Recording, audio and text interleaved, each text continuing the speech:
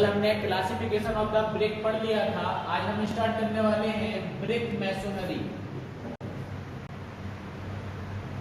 Brick masonry clear.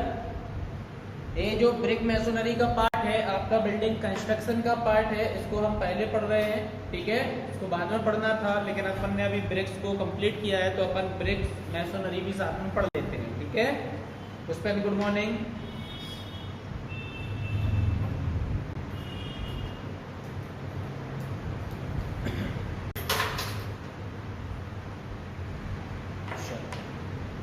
तो brick masonry में सबसे पहले हम बेसिक टर्म्स समझते हैं। सबसे पहली जो टर्म यहाँ पे आती है डेट इज स्ट्रक्चर। क्या आती है आपकी सबसे पहले टर्म स्ट्रक्चर,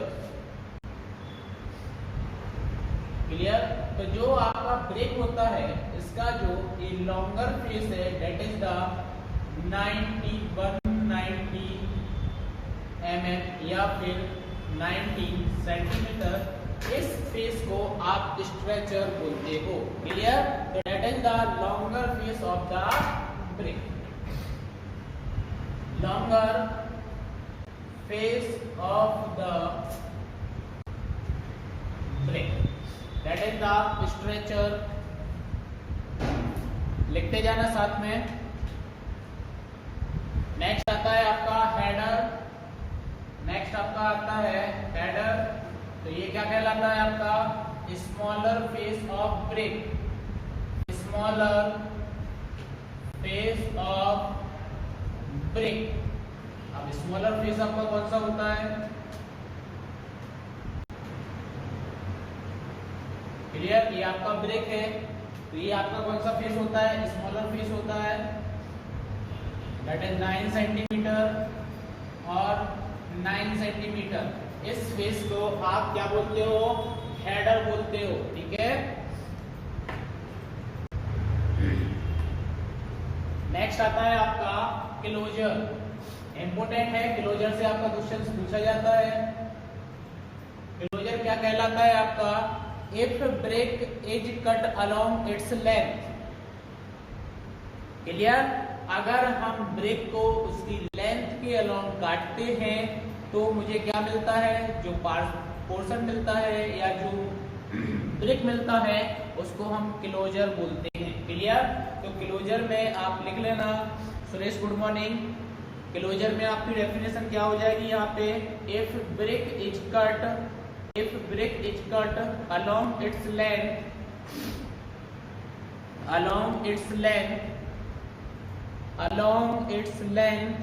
the portion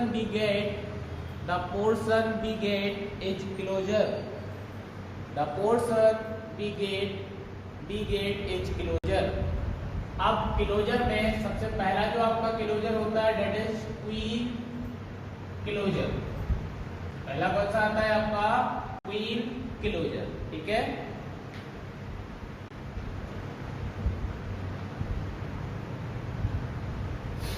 अब क्वीन क्लोजर क्या कहलाता है तो समझना इसको। जैसे फॉर एग्जांपल ये आपका क्या बनाया, ये ब्रिक बनाया,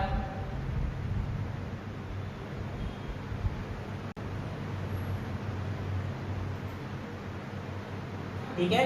ये आपका ब्रिक है तो क्वीन क्लोजर आपका क्या कहलाता है कि आपने ब्रिक को कैसा कट कर दिया, यहाँ इस टाइप से आपने कट कर दिया। ये एक्चुअल में ओरिजिनल कितना होता है आपका 9 सेंटीमीटर होता है, और अब आपने ब्रिक को ऐसा कट किया तो अब आपकी जो विड्थ यहाँ पर होगी वो कितनी बचेगी, 4.5 सेंटीमीटर, क्लियर। कितनी बचेगी, 4.5 सेंटीमीटर। अब 4.5 सेंटीमीटर की बात कर रहा हूं,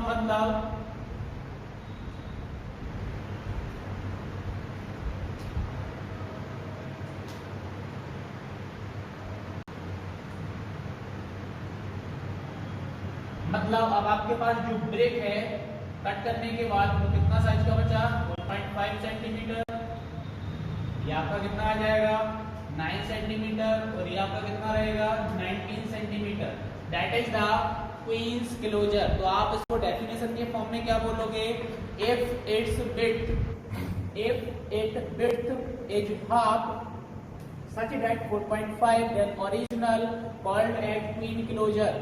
ये आपका क्या कहलाता है? Queen closure, that is half queen closure. ठीक है, अब अगर मैं क्या कर दूं, इसको यहां से भी कट कर दूं, यहां से भी क्या कर दूं, इसको कट कर दूं, यहां से अगर मैं कट करूंगा तो अब आपकी जो क्या होगी, यहां पर लेंथ होगी, वो लेंथ कितनी बचेगी? 9.5 सेंटीमीटर। अगर मैं यहां से ऐसा कट कर देता हूं तो बेटा सॉरी आपकी जो लेंथ है वो कितनी बचेगी? 9.5 सेंटीमीटर। तो आपका साइज यहाँ पे क्या हो जाएगा? 9.5 centimetre by 9 centimetre by 4.5 centimetre. आपका यही साइज बचा है। आप इसको बोलते हो क्वार्टर क्वीन क्लोजर। ये आपका क्या कहलाएगा? Quarter queen closure. ठीक है, तो ये आपको याद रखना है, क्वार्टर क्वीन क्लोजर क्या कहलाता है। पर इसको आप बोलते हो half queen closure, half queen closure.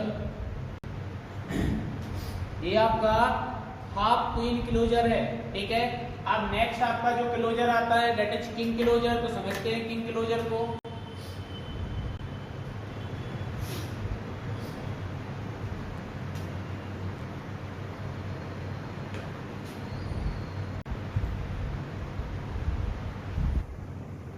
तो नेक्स्ट है आपका यहाँ पे king closure.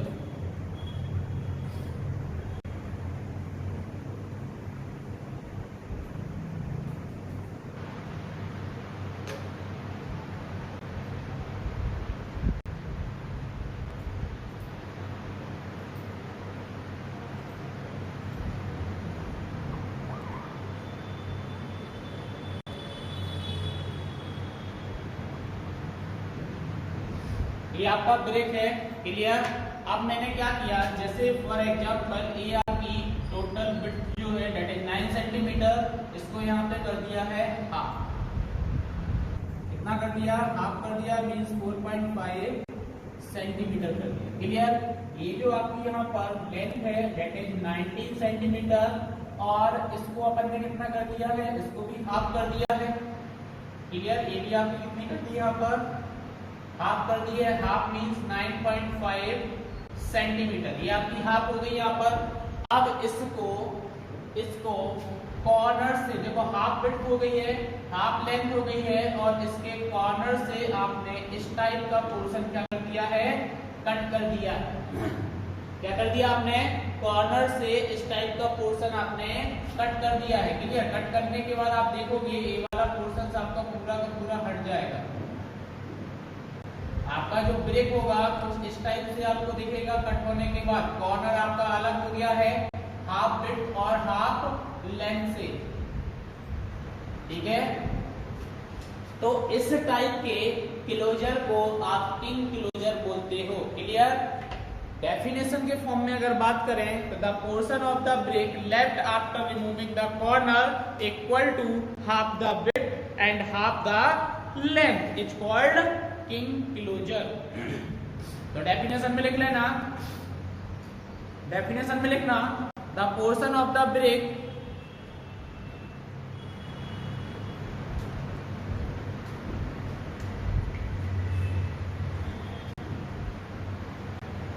the portion of the break left after removing the portion of the break left after removing the corner equal to half the width, the corner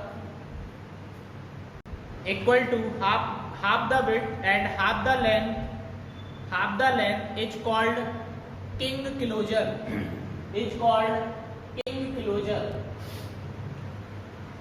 king closure।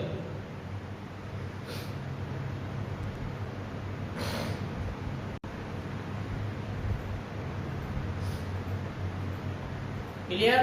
Next यहाँ पे देखते हैं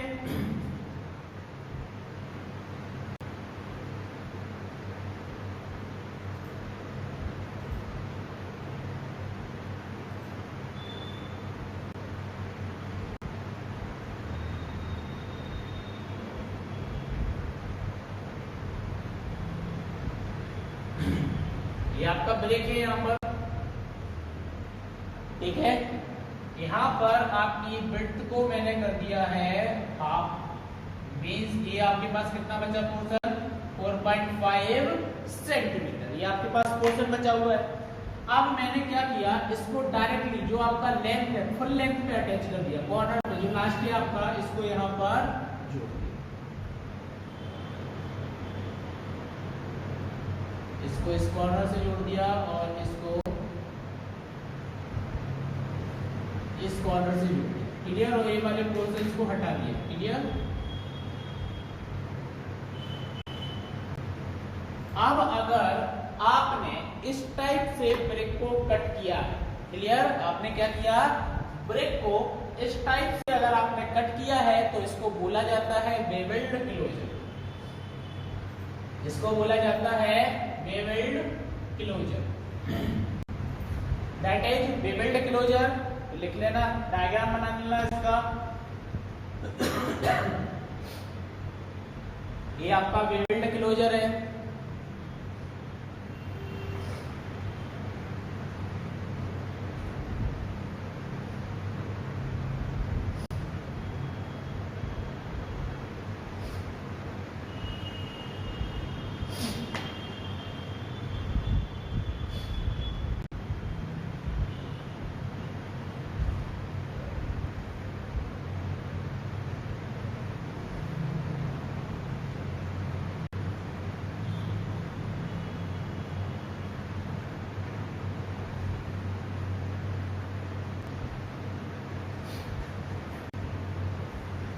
next आता है आपका wait, wait आपका जो होता है, नेक्स्ट आपका आता है बैट, और बैट आपका जो होता है मतलब क्या है, it cut edge along bit, cut edge along bit, मतलब क्या हुआ इसका, देखो मतलब आपका ये हुआ कि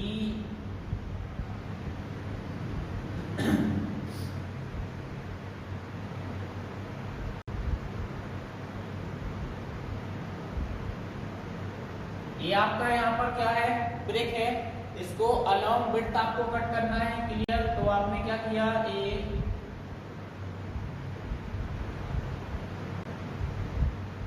अलोंग विड्थ आपने इसको क्या कर दिया, कट कर दिया। ये आपका यहाँ पे 9 सेंटीमीटर और ये आपका यहाँ पर है 19 सेंटीमीटर, क्लियर। आपने अलोंग विड्थ कट कर दिया तो कितना आ जाएगा, तो देखो अब आपका जो पोर्शन बचा हुआ है, रिमेनिंग पोर्शन,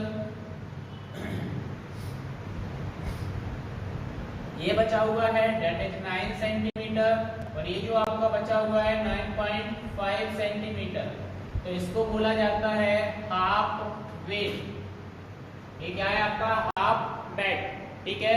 नेक्स्ट अब अगर बात करें तो इसको फिर से आपने यहाँ से कट कर दिया, आपने फिर से इसको यहाँ पर कट कर दिया है, तो अब आपका नेक्स्ट कितना पोर्शन बचेगा आपके पास,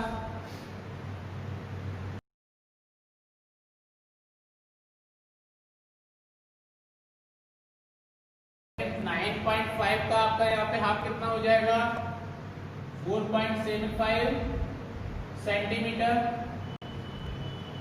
ठीक है, ये हो जाएगा आपका। तो डेट इज क्वार्टर बैट, इसको आप क्या बोलते हो, क्वार्टर बैट।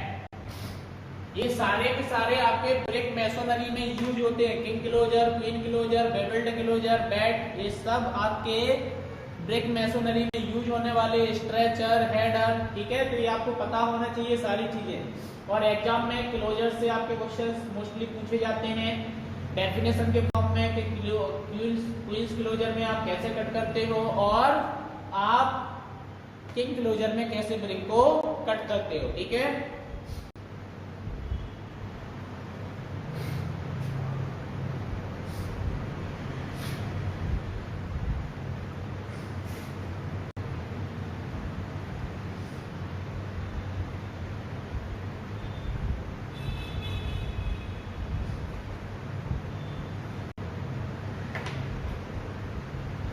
नेक्स्ट है आपका फोर्स, नेक्स्ट है आपका फोर्स,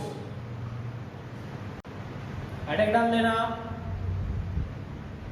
तो complete layer of bricks laid on the same bed is known as force। जैसे फॉर एग्जांपल आपने ब्रिक्स को कैसे प्लेस्ड किया है, इस टाइप से प्लेस्ड कर रहे हो, ठीक है। अब और मान लो कि आपका स्टार्टिंग पॉइंट यहाँ है प्लेस करने का और एंडिंग पॉइंट यहाँ है।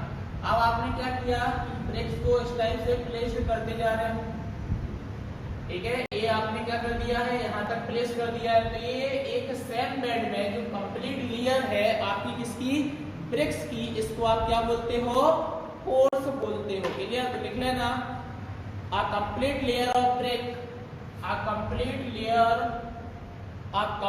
Layer of BRICS, a complete layer of bricks laid on the same bed, that is force।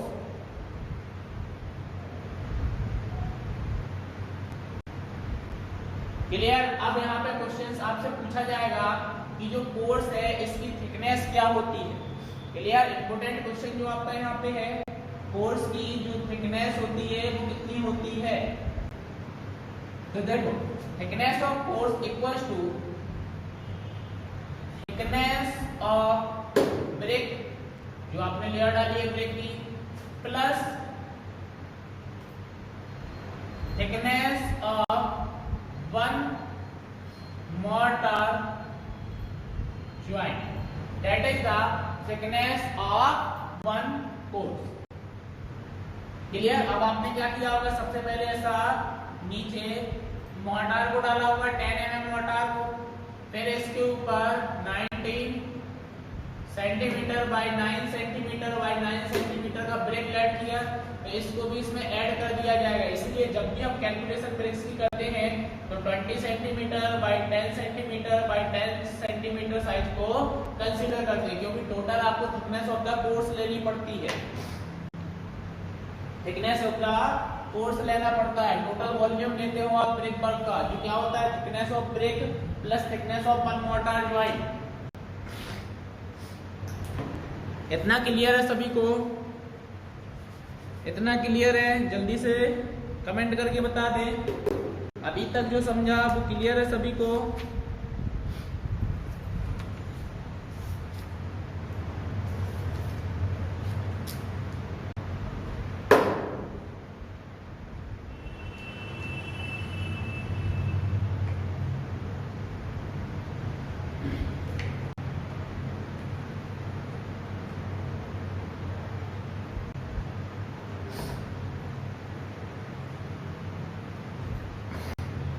तो अब आपने देखा होगा कि जैसे फॉर एग्जांपल आपने क्या किया,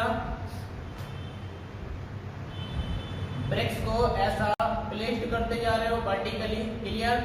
तो वर्टिकल मतलब ऐसा, ये आपका क्या होता है, वर्टिकल होगा, ठीक है। तो वर्टिकली आप ब्रिक को प्लेस्ड किए जा रहे हो, यहाँ से भी आपका एक वर्टिकली प्लेस्ड हो रहा है। तो जो ब्रिक्स में आपका वर्टिकल ज्वाइंट आता है, ब्रिक्स में क्या आता है, वर्टिकल ज्वाइंट आता है। क्लियर?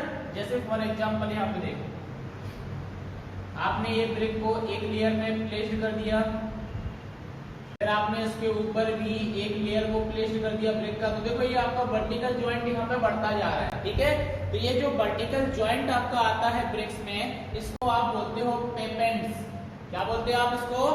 पेपेंट्स। क्लियर? तो लिख लेना पेपेंट्स में लिख लेना, these are the vertical joint between bricks, these are the vertical joint between bricks, these are the vertical joint between BRICS.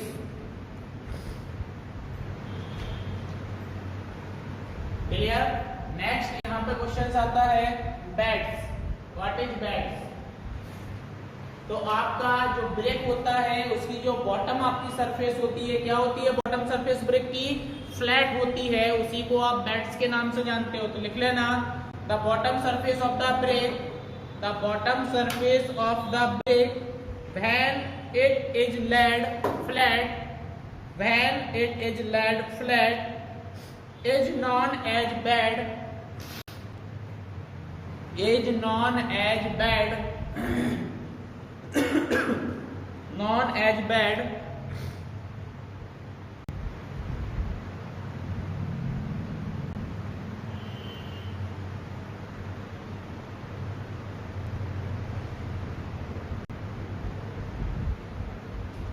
अब आपने देखा होगा अगर आप क्या करते हो कि जैसे फॉर एग्जांपल ब्रिक की वॉल बना रहे हो, एक तो ये आपकी वॉल आई है, ठीक है, और एक आपकी ये वॉल है और दोनों आपने यहाँ पे जोड़ दी है।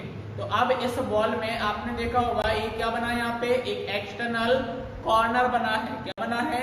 एक्सटर्नल कॉर्नर, या फिर आप बोल सकते हो इसको एंगल ऑफ वॉल। क्लियर? कैसा? एक वॉल आपकी यहाँ पर आई है, ठीक है, और एक वॉल आपने यहाँ पे जोड़ दी है। तो ये जो एक्सटर्नल कॉर्नर यहाँ पे निकला हुआ है, यहाँ पे एंगल ऑफ द वॉल आप बोलोगे दैट इज क्वेंस। इसको क्या बोलते हो? क्वेंस बोलते हो आप। तो क्वेंस में निकले ना द एक्सटर्नल कॉर्नर और angle of a wall surface क्या कहलाता है आपका? द एक्सटर्नल कॉर्नर और angle of a wall surface, angle of a wall surface.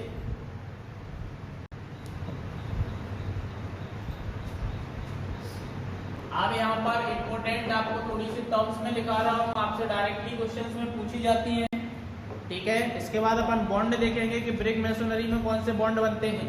Clear? अगर आपसे कोई पूछे हाफ ब्रिक वॉल, क्या पूछे आपसे कोई? हाफ ब्रिक वॉल, तो हाफ ब्रिक वॉल की थिकनेस क्या होती है? तो याद रखना 4 इंच, 4 इंच थिकनेस होती है। आप इसको कन्वर्ट करके mm या सेंटीमीटर में आप मुझे बताओगे, ठीक है। तो यहाँ पे आपको पता होगा कि 1 इंच इक्वल्स टू क्या होता है? 2.54 सेंटीमीटर होता है और 25.4 mm होता है, ठीक है। तो आप इसको mm में कन्वर्ट करके बता देना, राउंड फिगर में ले लेना आप वैल्यू। क्लियर? सेकंड आपका यहाँ पे है 1 ब्रिक वॉल। क्लियर? एक ब्रिक वॉल की बात की जाए तो इसकी जो थिकनेस होती है दैट इज 9 इंच। क्लियर? आप बोलते हो 9 इंच की वॉल बनाना है, दैट इज 1 ब्रिक वॉल, ठीक है। नेक्स्ट आपका यहाँ पे आता है 1.5। कितना आता है? 1.5 ब्रिक वॉल, 1.5 ब्रिक वॉल। इसकी जो थिकनेस होती है दैट इज 14 इंच, 14 इंच की आपकी होती है, ठीक है। नेक्स्ट यहाँ पे अगर मैं बोलूँ आपको 2 ब्रिक वॉल, 2 ब्रिक की आप वॉल बना रहे हो, 2 ब्रिक वॉल अगर कोई ने बोला दैट इज 18 इंच, 18 इंच की वॉल आपकी होगी। कितनी होगी? 18 इंच की होगी। क्लियर? नेक्स्ट आएगा आपका 2 1/2। क्लियर? 2.5 brick wall. तो 2 का आपका 18 हो गया, हाफ का आपका 4 इंच हो गया, तो टोटल कितना हो जाएगा? 22 इंच। कितना हो जाएगा? 22 इंच हो जाएगा, ठीक है। mm में आप कन्वर्ट कर लेना, मैंने आपको यहाँ पे कन्वर्जन बता दिया है, आपका होमवर्क समझ लो या कुछ भी समझ लो। क्लियर? तो ये आपको याद रखना है 1 brick wall, sorry half brick wall, 1 brick wall, 1.5 brick wall, 2 brick wall, 2.5 brick wall. तो ये आपकी यहाँ पे थिकनेस हो चुकी है। नेक्स्ट लिखना brick bond in brick masonry, bond in brick masonry, bond in brick masonry. तो सबसे पहला जो यहाँ पे बॉन्ड आएगा आपका, यहाँ पे ब्रिक मैसोनरी में आप बॉन्ड पढ़ रहे हो, सबसे पहला आपका जो बॉन्ड आता है यहाँ पे that is stretcher bond, stretcher bond. Stretcher bond में क्या होता है कि in this bond all the brick are laid with the length parallel to the longitudinal direction of the wall. Clear? मतलब अब आपने फॉर एग्जांपल क्या है, अपन एक बॉल्स का आइसोमेट्रिक व्यू देखते हैं, ठीक है।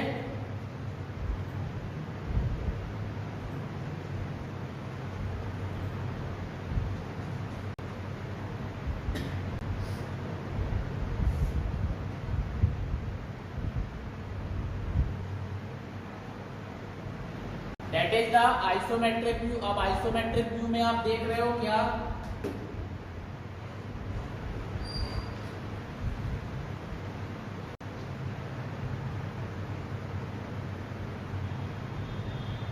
क्लियर, कि आपकी जो बॉल की लॉन्गिट्यूडिनल डायरेक्शन है, देखते जाना, आपके बॉल की जो लॉन्गिट्यूडिनल डायरेक्शन है, तो आपने क्या किया, इस लॉन्गिट्यूडिनल डायरेक्शन में जो स्ट्रेचर पार्ट, स्ट्रेचर मतलब लॉन्गर फेस ऑफ ब्रेक, यही पढ़ा था हमने, लॉन्गर फेस ऑफ ब्रेक, तो आपने longer face of the brick जो है बॉल की लॉन्गिट्यूडिनल डायरेक्शन में प्लेस्ड किया है, ठीक है, इस टाइप से आपने प्लेस्ड करके रखा हुआ है, ठीक है।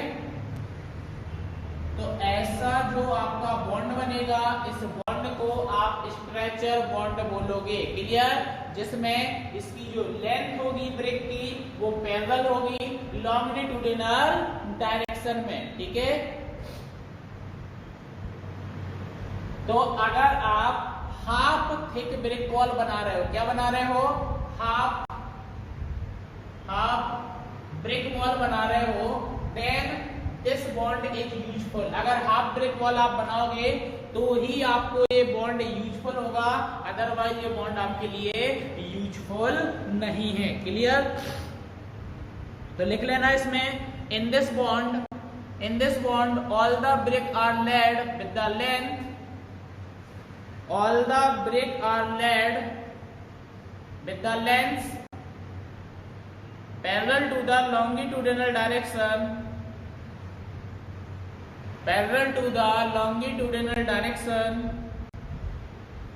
of the wall. This bond is only useful for half brick thick partition wall. This bond is only useful for half brick partition wall. Next आता है आपका हेडर बॉन्ड। नेक्स्ट आपका कौन सा आता है, हेडर बॉन्ड आता है। मतलब अब जो फेस ऑफ द वॉल आपका होगा उसमें हम कैसे अरेंज करेंगे ब्रिक्स को, स्मॉलर फेस से अरेंज करेंगे, क्लियर। तो in this type of bond all the bricks laid on header towards the face of wall. जहां पे आपका फेस ऑफ बॉल आएगा, जहां से आप बॉल को देखोगे, तब आप यूज करोगे कौन सा, हेडर बॉन्ड, क्लियर है।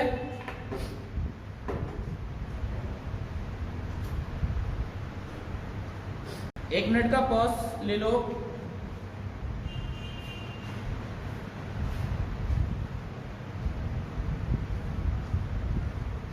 अभी डिस्प्ले क्लियर है, अभी क्लियर है,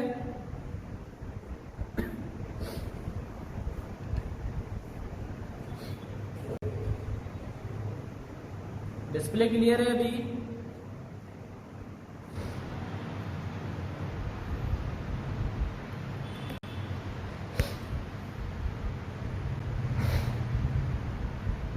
चलो, तो यहाँ पे हेडर बॉन्ड मैंने क्या बोला कि अगर आप कर्व्ड वॉल कंस्ट्रक्शन करना चाहते हो then we use header wall. और सेकंड आपको यहाँ पे याद रखना है कि अगर हेडर बॉन्ड अपने को लेना है तो मिनिमम आपकी जो ब्रेक की वॉल की थिकनेस होना चाहिए वो किसके इक्वल होना चाहिए, 1 ब्रेक वॉल के होना चाहिए, क्लियर। मतलब ऐसा भी बोल सकते हो header bond is mostly used for 1 brick wall. अगर आप 1 ब्रेक वॉल का कंस्ट्रक्शन कर रहे हो देन हम हेडर बॉन्ड को यूज करेंगे, हेडर बॉन्ड को यूज करेंगे।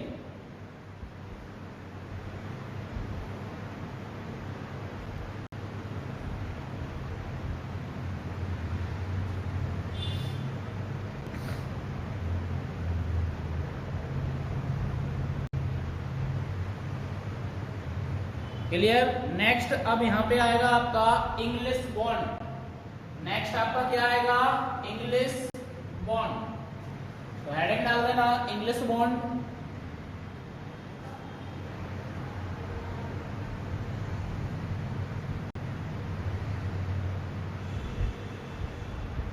इंग्लिश बॉन्ड आप हेडिंग डाल देना। क्लियर। अब देखो जो आप एक कोर्स बनाओगे, अभी आपने कोर्स समझा था, कोर्स क्या कहलाता है? कोर्स मतलब एक सेम बेड पर जो आप ब्रेक को क्या कर रहे थे, लेड कर रहे थे, means thickness of the one brick plus thickness of the mortar, one mortar. Clear. उसको आपने क्या बोला था? कोर्स बोला था। क्या बोला था? कोर्स बोला था। क्लियर।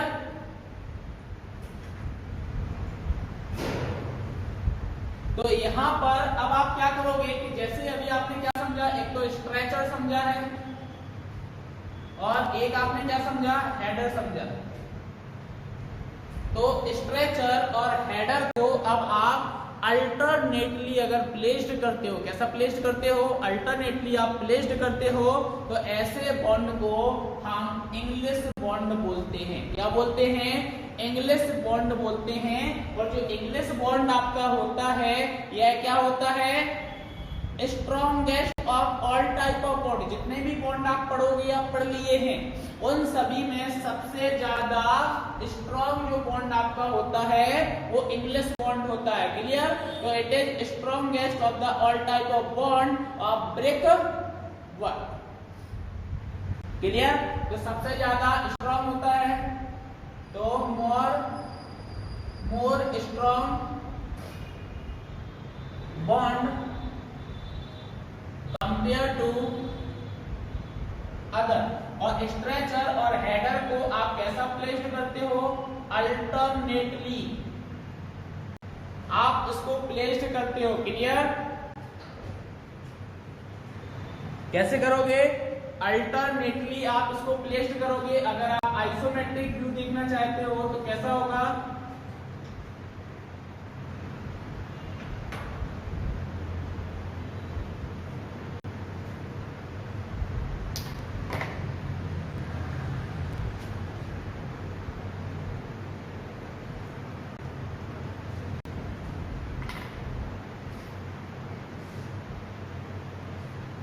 आपने क्या किया, इस टाइप से आपने दो ब्रेक्स को प्लेस कर दिया। ये आपने फिर क्या किया, ठीक है, फिर आपने ये प्लेस कर दिया, फिर आपने दो ब्रेक्स को प्लेस कर दिया, ठीक है, फिर आपने एक ब्रेक ऐसे प्लेस किया, फिर आपने दो ब्रेक को प्लेस कर दिया, ठीक है।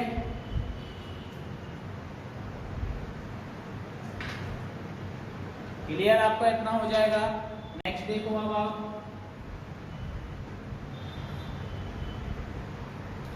ये आपका हो गया, ठीक है। फिर इसी टाइप से आप यहाँ पर इस टाइप से आप जैसे ये वाली बॉल लेके जाओगे तो इस टाइप से आपने क्या कर दिया, ब्रेक को प्लेस किया, फिर इधर आपने एक ब्रेक को ऐसा प्लेस कर दिया, देन आपने इस टाइप का। अब आप क्या करोगे, इसके ऊपर जब नेक्स्ट आएगा पोर्शन, तो इस नेक्स्ट पोर्शन में सेकेंड लेयर में आपने फिर इसको ऐसा प्लेस किया और पीछे साइड आपने ऐसा प्लेस कर दिया, फिर आपने ऐसा प्लेस किया, इधर अलग से बता दे रहा हूँ। फिर आप सेकंड लेयर में इधर आप इस टाइप से इसको प्लेस करोगे और पीछे साइड दो ब्रेक को ऐसे प्लेस कर दोगे, ठीक है, ठीक है। फिर आपका एक ब्रेक हो जाएगा, फिर आप दो ब्रेक को ऐसे प्लेस कर दोगे, फिर नेक्स्ट उसमें क्या आ जाएगा, इसके ऊपर आप ऐसा आ जाएगा और इधर साइड से आपका। क्लियर। तो अल्टरनेटली आप देखते हो, कैसा देखते हो, अगर एक फेस की बात करें कंप्लीट तो आपको इस टाइप से दिखेगा कुछ, अगर फेस की बात करें तो आपको इस टाइप से फेस दिखेगा,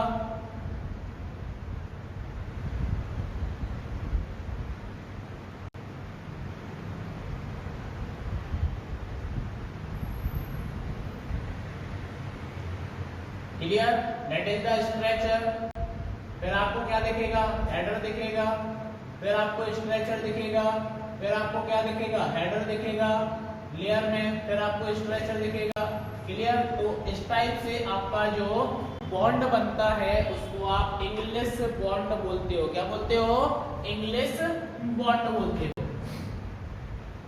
स्ट्रॉन्ग बॉन्ड होता है आपका, लेकिन एक चीज यहाँ पे सबसे बेकार क्या होती है कि अब एक बार आपका स्ट्रेचर आ रहा है, एक बार हेडर आ रहा है, एक बार स्ट्रेचर, एक बार हेडर, तो यहाँ पे जो अपीयरेंस होता है, क्या होता है, अपीयरेंस जो होता है वो रफ होता है। क्लियर। तो यहाँ पे आपको अपीयरेंस जो मिलेगा that is the rough appearance. Clear, दिखने में कैसा लगेगा? रफ दिखेगा आपको। कैसा दिखेगा? रफ दिखेगा। Clear, that is rough appearance. Second यहाँ पर एक और चीज है कि अगर आप सिर्फ स्ट्रेचर प्रोवाइड करा रहे हो, देखना अगर आपने क्या किया, स्ट्रेचर एक बॉन्ड अगर आप प्रोवाइड कराते हो, फॉर एग्जांपल इतनी हाइट की बॉल है और आपने इसमें स्ट्रेचर प्रोवाइड किया है, तो जो यहाँ पे ज्वाइंट आ रहा है, देखो एक वर्टिकल ज्वाइंट सेम जा रहा है आपका, लेकिन यहाँ पे ऐसा नहीं होगा। क्यों? क्योंकि एक बार आपने स्ट्रेचर को प्रोवाइड किया, फिर अगली बार आपने हेडर को प्रोवाइड कर दिया है, तो कंटिन्यूअसली आपको यहाँ पे एक वर्टिकल ज्वाइंट देखने को नहीं मिलेगा। क्लियर, तो no continuous vertical joint, no continuous vertical joint, no continuous vertical joint in the structure are present. इसमें कोई भी कंटिन्यूअस वर्टिकल ज्वाइंट प्रेजेंट नहीं होगा। सेकेंड चीज है, ब्रेक्स इसमें ज्यादा यूज होंगे, एक बार स्ट्रेचर में देना है, एक बार हेडर में देना है, फिर स्ट्रेचर फिर हेडर। तो आप बोल सकते हो, आप यहाँ पे बोल सकते हो नॉट इकोनॉमिकल ज्वाइंट या not economical bond, not economical bond, यह इकोनॉमिकल बॉन्ड नहीं है।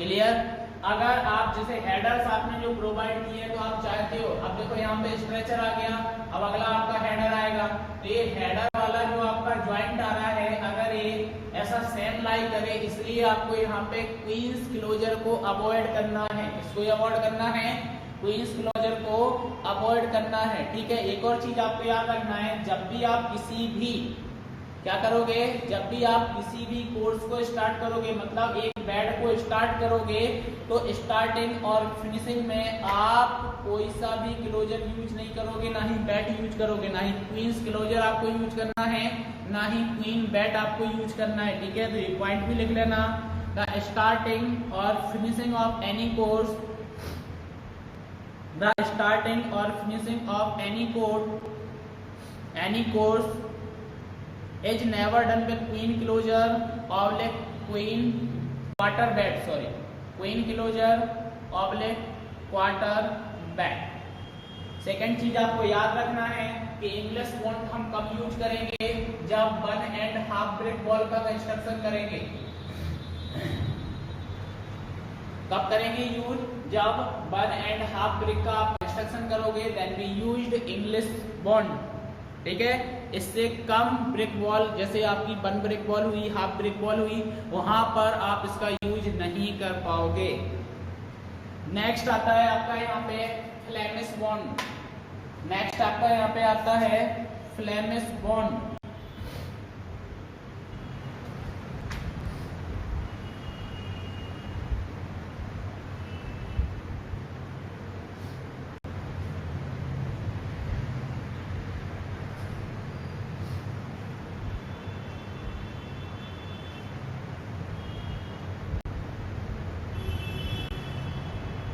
नेक्स्ट आपका आता है फ्लेमिश बॉन्ड।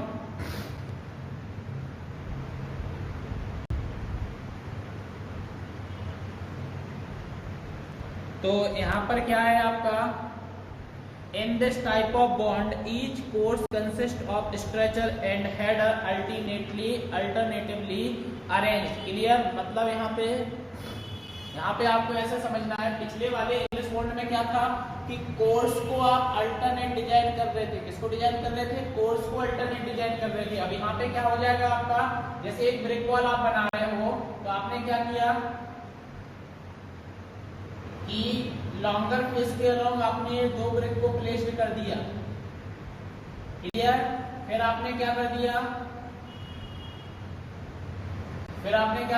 फॉर एग्जांपल बता रहा हूं, फिर आपने ऐसा स्मॉलर फेस के अलोंग कर दिया, जहां पे आपकी वॉल फेस आ रहा है वहां पे आपको क्या दिख रहा है, हेडर आपको दिख रहा है।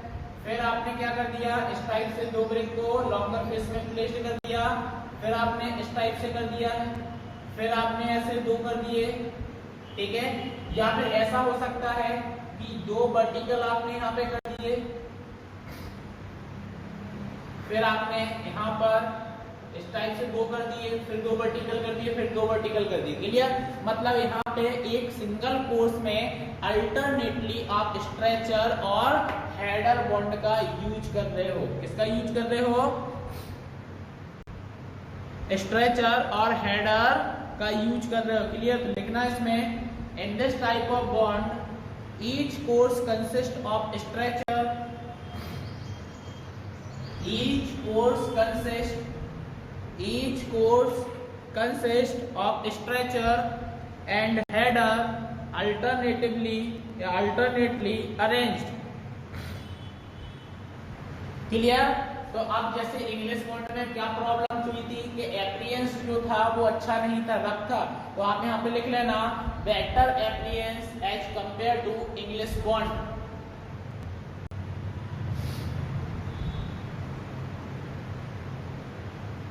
better appearance as compared to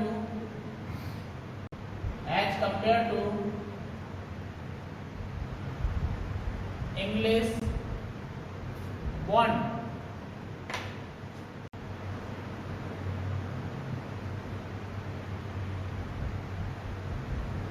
clear?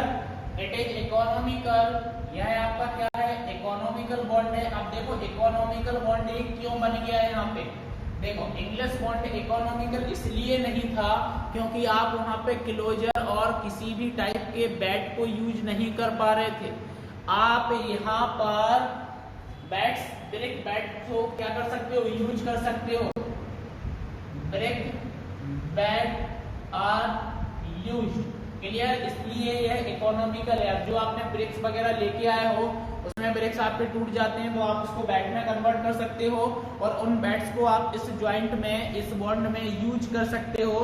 इसलिए आपका यहाँ पर ये जो है इकोनॉमिकल हो जाता है। Clear? This bond comparatively less strong if wall thickness more than 30 centimetre. अगर आपकी वॉल थिकनेस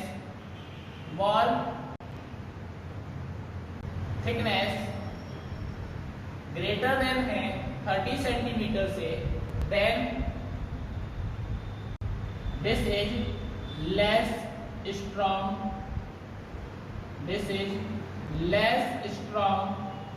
बॉन्ड।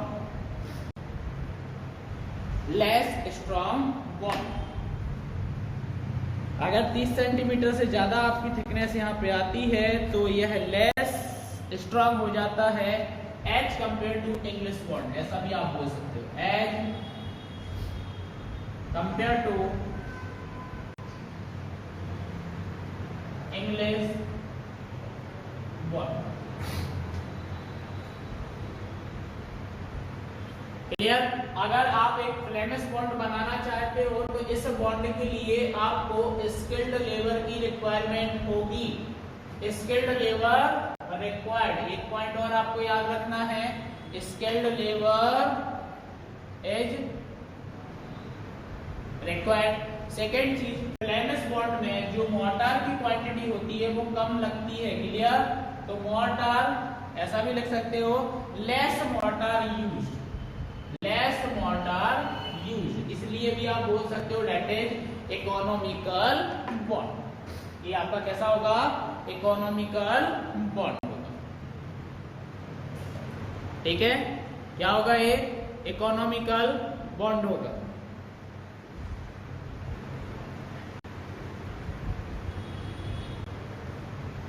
सभी को क्लियर है ब्रिक मैसोनरी?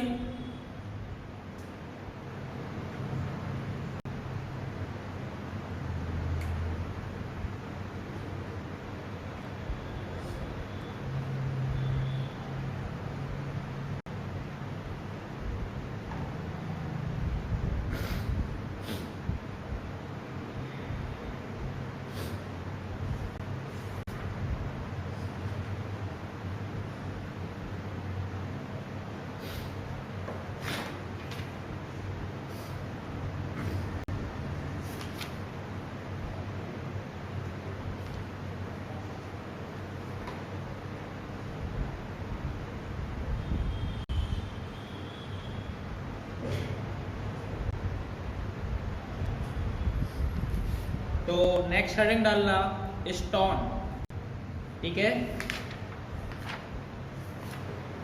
यहाँ पर अगर बीएमसी में बात करें तो बीएमसी में आपके यहाँ पे 2-3 मटेरियल्स और बचे हुए हैं। एक आपका स्टोन्स है, एक आपका टिम्बर यहाँ पे बचा हुआ है, ठीक है। स्टोन है आपका, टिम्बर आपका बचा हुआ है, और बचा हुआ है आपका पेंट वार्निश और स्टैम्पर्स भी आपका बचा हुआ है, ठीक है।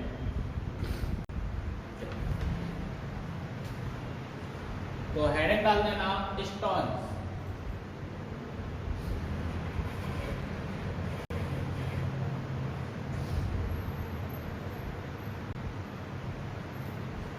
नेक्स्ट हेडिंग डालना stones.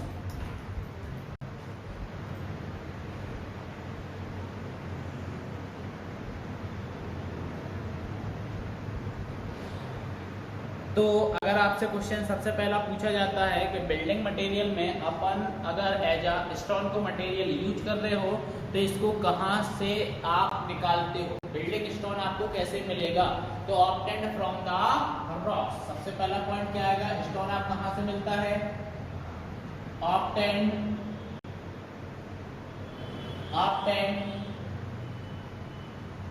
From the rock, obtained from the rock, ठीक है।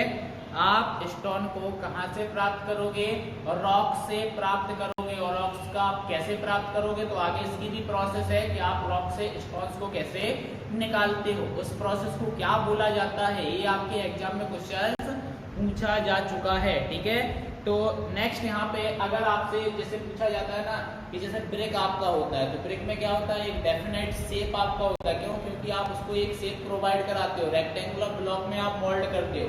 तो अगर आपसे पूछा जाए क्या स्टोन का शेप होता है, एक डेफिनेट शेप एंड स्ट्रक्चर होता है, तो they do not have any definite shape and structure, clear. Stone do not have any definite shape and structure,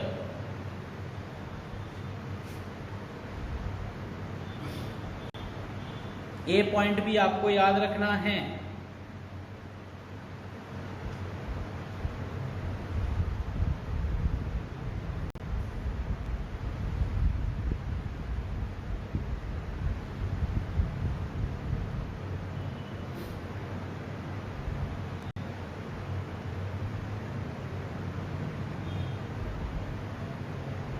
clear.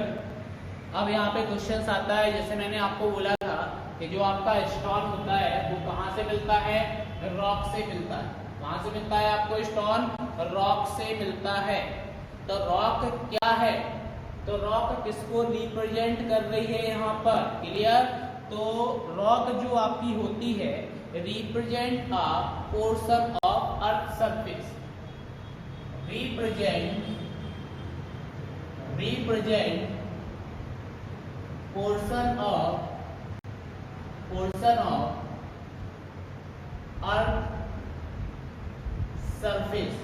Earth surface के पोर्शन को कौन रिप्रेजेंट कर रहा है, आपका रॉक रिप्रेजेंट कर रहा है, क्लियर।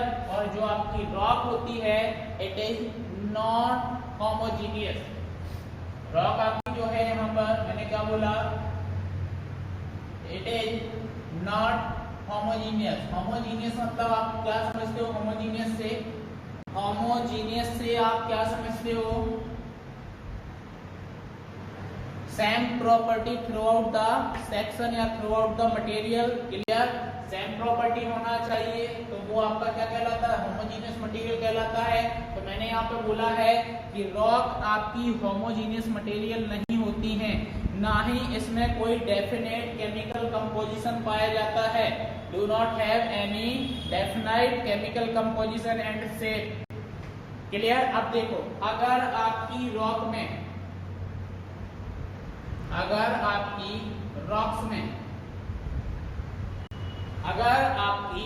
रॉक्स में क्या है, if only one minerals present. अब आपको ही पता है कि आपकी जो रॉक्स होती है उसमें मिनरल्स प्रेजेंट होते हैं, तो अगर आपकी रॉक में एक मिनरल प्रेजेंट है तो उसको हम बोलते हैं मोनोमिनरलिक रॉक। क्या बोलते हैं उसको हम?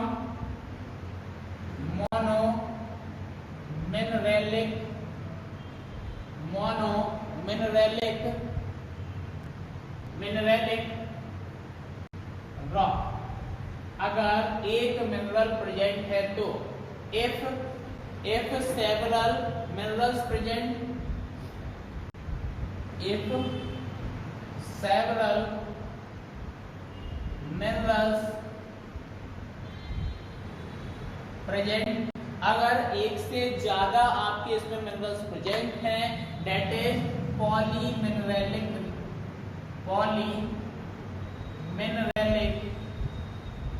रॉक। उसको आप पॉलीमिनरलिक रॉक बोलते हो। अब मोनोमिनरलिक रॉक की बात करें तो यहाँ पे जो इम्पोर्टेंट है स्टोन में, तो यहाँ पे एग्जांपल्स ज्यादा पूछे जाते हैं। जैसे अगर पूछा जाए आपसे कि मोनोमिनरलिक रॉक का एक एग्जांपल दे दो, क्लियर? तो रॉक की यहाँ पे बात करें किसकी? मोनोमिनरलिक रॉक की अपन यहाँ पे बात कर रहे हैं। तो सबसे पहला जो यहाँ पे एग्जांपल आ जाएगा क्वार्ट्ज। पहला एग्जांपल मैंने क्या बोला? क्वार्ट्ज। नेक्स्ट सैंड जो है आपका वो भी मोनोमिनरलिक है, ठीक है। प्योर जो आपका जिप्सम होता है, प्योर, दैट इज मोनोमिनरलिक। इसमें भी एक ही मिनरल पाया जाता है, क्लियर। मैग्नेसाइट। नेक्स्ट क्या है आपका? मैग्नेसाइट। इंपॉर्टेंट आपकी यही है, ठीक है। एग्जाम्पल, आपको सारी रॉक्स के एग्जाम्पल याद रखना है कि किस रॉक का क्या एग्जाम्पल है, ये इंपॉर्टेंट है। डेफिनेशन नहीं पूछेगा वो। मोनोमिनरलिक में आपको याद रखना है बस कि एक मिनरल प्रेजेंट होता है, ठीक है। अब पॉलीमिनरलिक की अगर मैं बात करूं तो पॉलीमिनरलिक के अगर एग्जांपल आप देखोगे तो एक एग्जांपल आपका यहाँ पे आ जाएगा बेसाल्ट। बेसाल्ट की जो चट्टानें आपकी होती हैं, that is polymineralic rock. And granite, यह पॉलीमिनरलिक रॉक के आपके एग्जांपल हैं, ठीक है। अब यहाँ पे एक क्वेश्चन और आपसे एग्जाम में पूछा जाता है कि चार ऑप्शन दिए रहते हैं, बोला जाता है इनमें से रॉक कौन सी है और मिनरल्स कौन से हैं, क्लियर। तो ऐसे मिनरल्स को नाम याद रखना है जो रॉक से फॉर्म होते हैं, रॉक्स के अंदर जो फॉर्म होते हैं मिनरल्स, ठीक है। तो ऐसा लिख लेना हेडिंग में, various rock forming mineral, various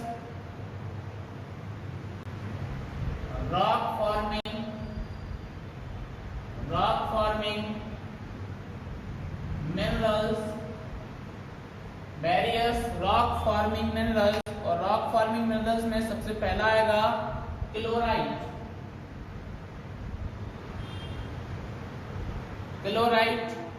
फेल्ड्स्पार। Next आपका क्या आ जाएगा? फेल्ड्स्पार, ठीक है। ये आपको नाम भी याद रखना है। मिका। नेक्स्ट आपका है यहाँ पे मिका। नेक्स्ट है आपका ऑलिवियन।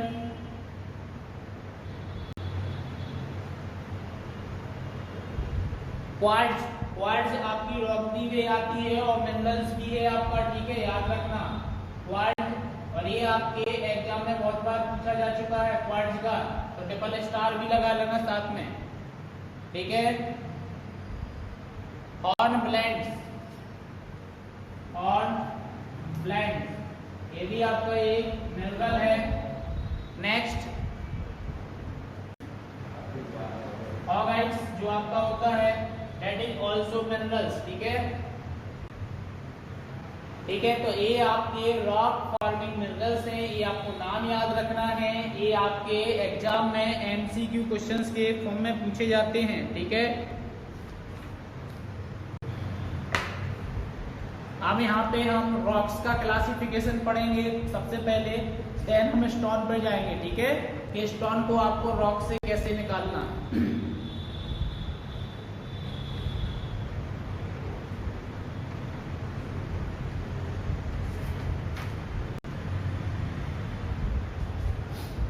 तक क्लियर है सभी को? यहां तक क्लियर है?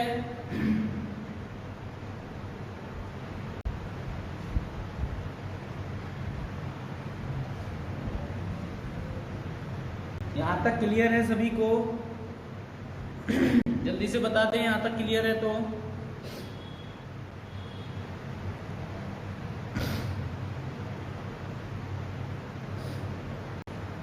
नेक्स्ट है आपका classification of rock.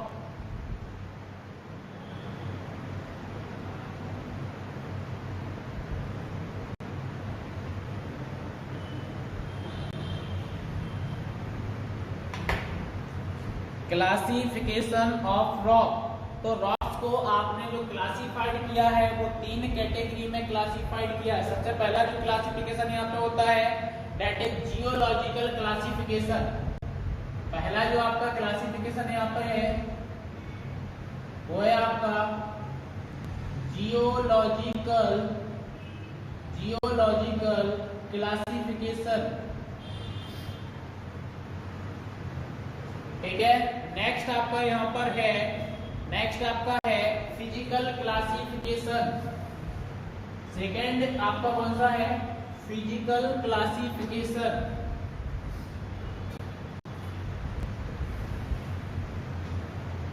Physical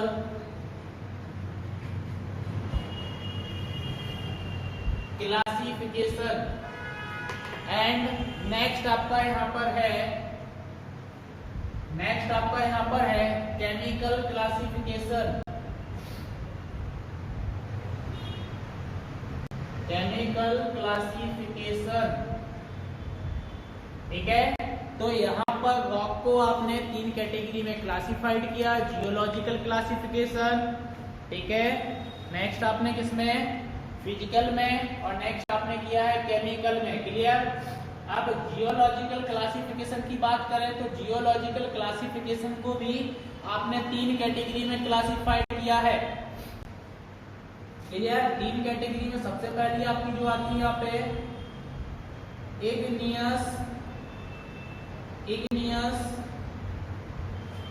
igneous rock. कौन सी है आपकी? Igneous rock. नेक्स्ट है आपका यहाँ पे सेडिमेंट्री रॉक,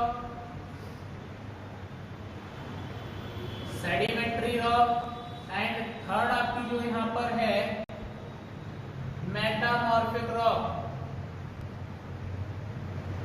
कौन सी है? मेटामॉर्फिक रॉक, ठीक है।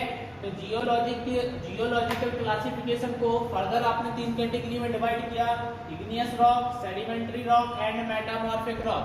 क्लियर? अब अगेन अगर देखा जाए तो इग्नियस रॉक भी आपकी जो होती है उसको भी 3 कैटेगरी में डिवाइड किया गया, उसको भी 3 कैटेगरी में डिवाइड किया, दैट इज प्लूटोनिक रॉक। पहली कौन सी होती है आपकी? प्लूटोनिक। कौन सी आपकी? प्लूटोनिक रॉक, ठीक है। नेक्स्ट अगर बात करें तो that is hyper vessel rock. कौन सी होती है आपकी? Hyper vessel rock.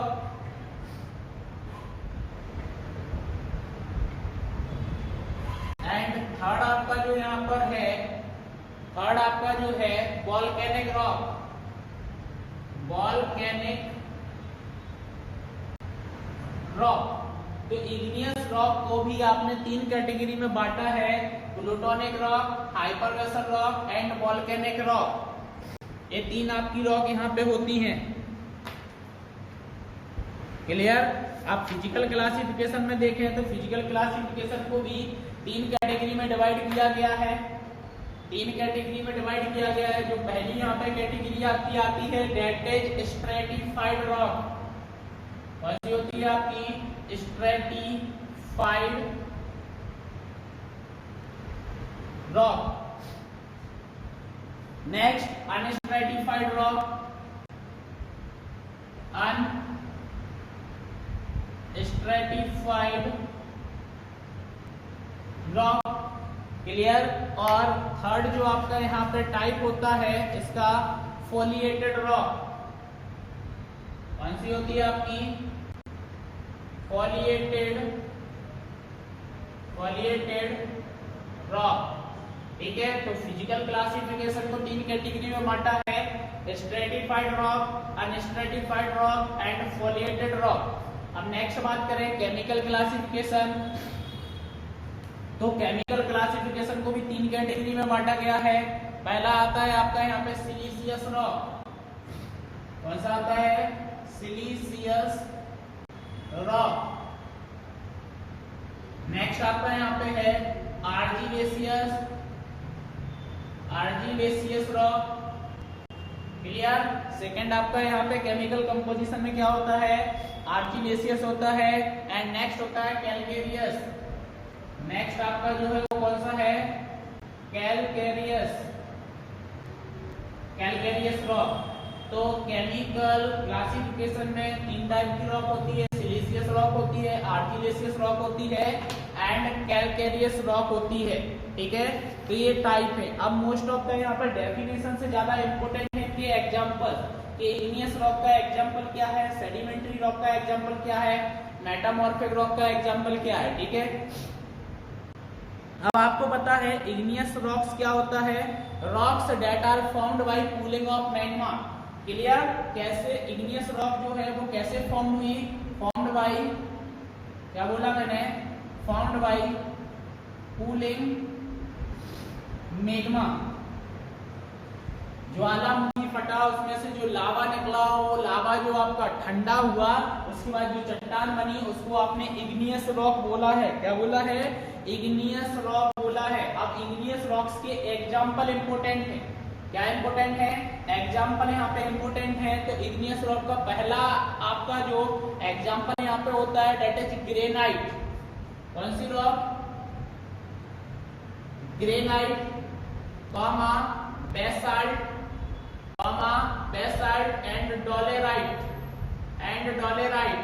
यह तीन जो रॉक्स हैं ये इग्नियस रॉक्स के एग्जांपल हैं, ग्रेनाइट, बेसाल्ट एंड डोलेराइट। ठीक है, यहां तक क्लियर है सभी को? यहां तक क्लियर है? यहां तक क्लियर है? यहां तक क्लियर है? जल्दी थम करके बता दें। यहां तक क्लियर है?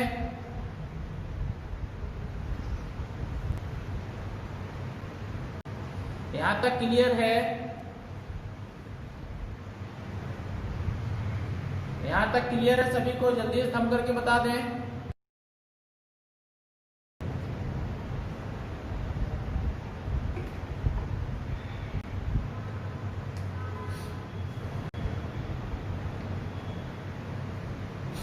आप देखो यहाँ पे आपने आप बोला है इग्नियस रॉक जो होती है वो तीन कैटेगरी की है आपकी, प्लूटोनिक है, हाइपरवेसल है एंड वोल्केनिक है। ठीक है, तो अब जैसे कूलिंग ऑफ द मैग्मा, अब जो मैग्मा आया इसमें भी आपके क्या होंगे? सॉइल होगी आपकी। क्लियर? तो जो आपके यहाँ पे कोर्सली ग्रेन्ड, कौन से? कोर्स ग्रेन्ड जो आपके क्रिस्टलाइन स्ट्रक्चर्स पार्टिकल्स होंगे उनका क्या होगा? अब देखो कोर्स है, बड़े साइज के जो हैं तो उनकी जो कूलिंग होगी वो क्या होगी? धीरे धीरे कूलिंग होगी। तो स्लो कूलिंग आपकी जो होगी, क्लियर, एक सफिशिएंट डेप्थ तक वो जाएंगे। ठीक है, तो इससे जो आपकी रॉक फॉर्म होती है वो प्लूटोनिक रॉक कहलाती है और इसका आपका एग्जाम्पल होता है ग्रेनाइट। इसका एग्जाम्पल क्या है आपका? ग्रेनाइट यहां पर एग्जाम्पल।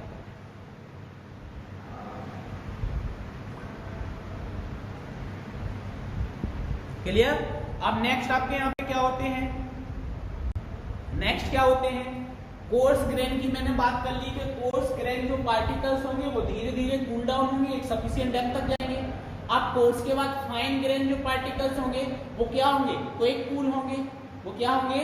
क्विक कूल होंगे और रिलेटिवली एक सैलो डेप्थ तक जाएंगे, क्योंकि नीचे आपके क्या हो जाएंगे? कोर्स ग्रेन आपकी सेटअप हो जाएगी पूरी पार्टिकल्स का, तो वो रिलेटिवली सैलो डेप्थ तक जाएंगे। क्लियर? तो ऐसी जो आपकी रॉक बनती है दैट इज हाइपरवेसल रॉक और इसका एग्जांपल है डोलेराइट। डोलेराइट आपका यहाँ पे क्या है? एग्जांपल।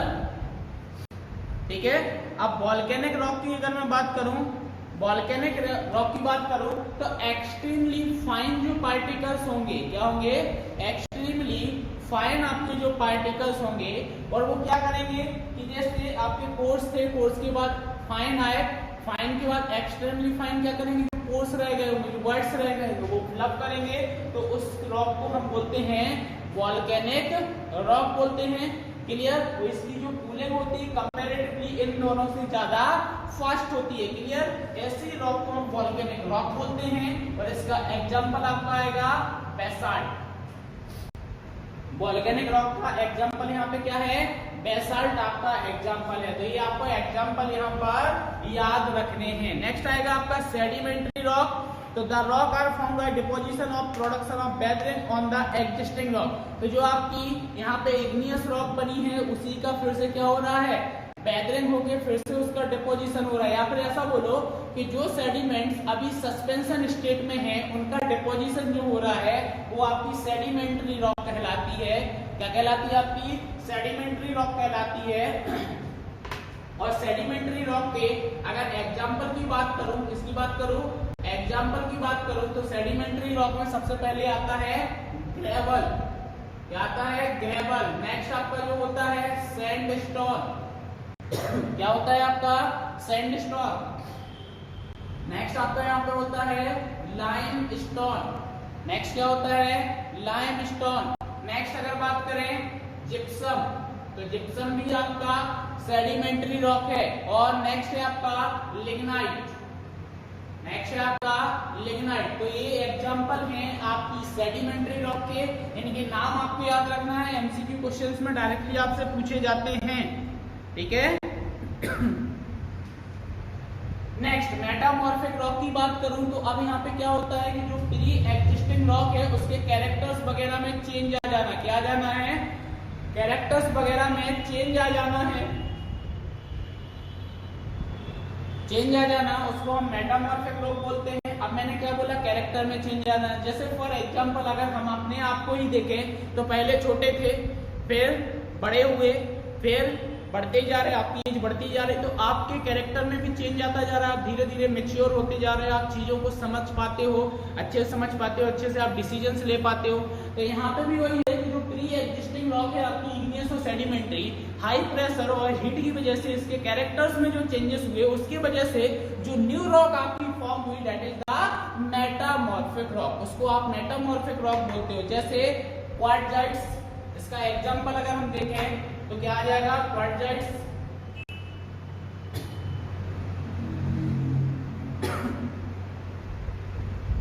क्वार्टजाइट्स। नेक्स्ट स्लेट, सेल से आपका यहाँ पे क्या बन गया है, स्लेट बन गया है। मार्बल, मार्बल आपका यहाँ पे आ जाएगा जेनेसिस, जेनेसिस ऐसा बोल सकते हो। ठीक है। तो ये एग्जांपल है आपके मेटामॉर्फिक रॉक के,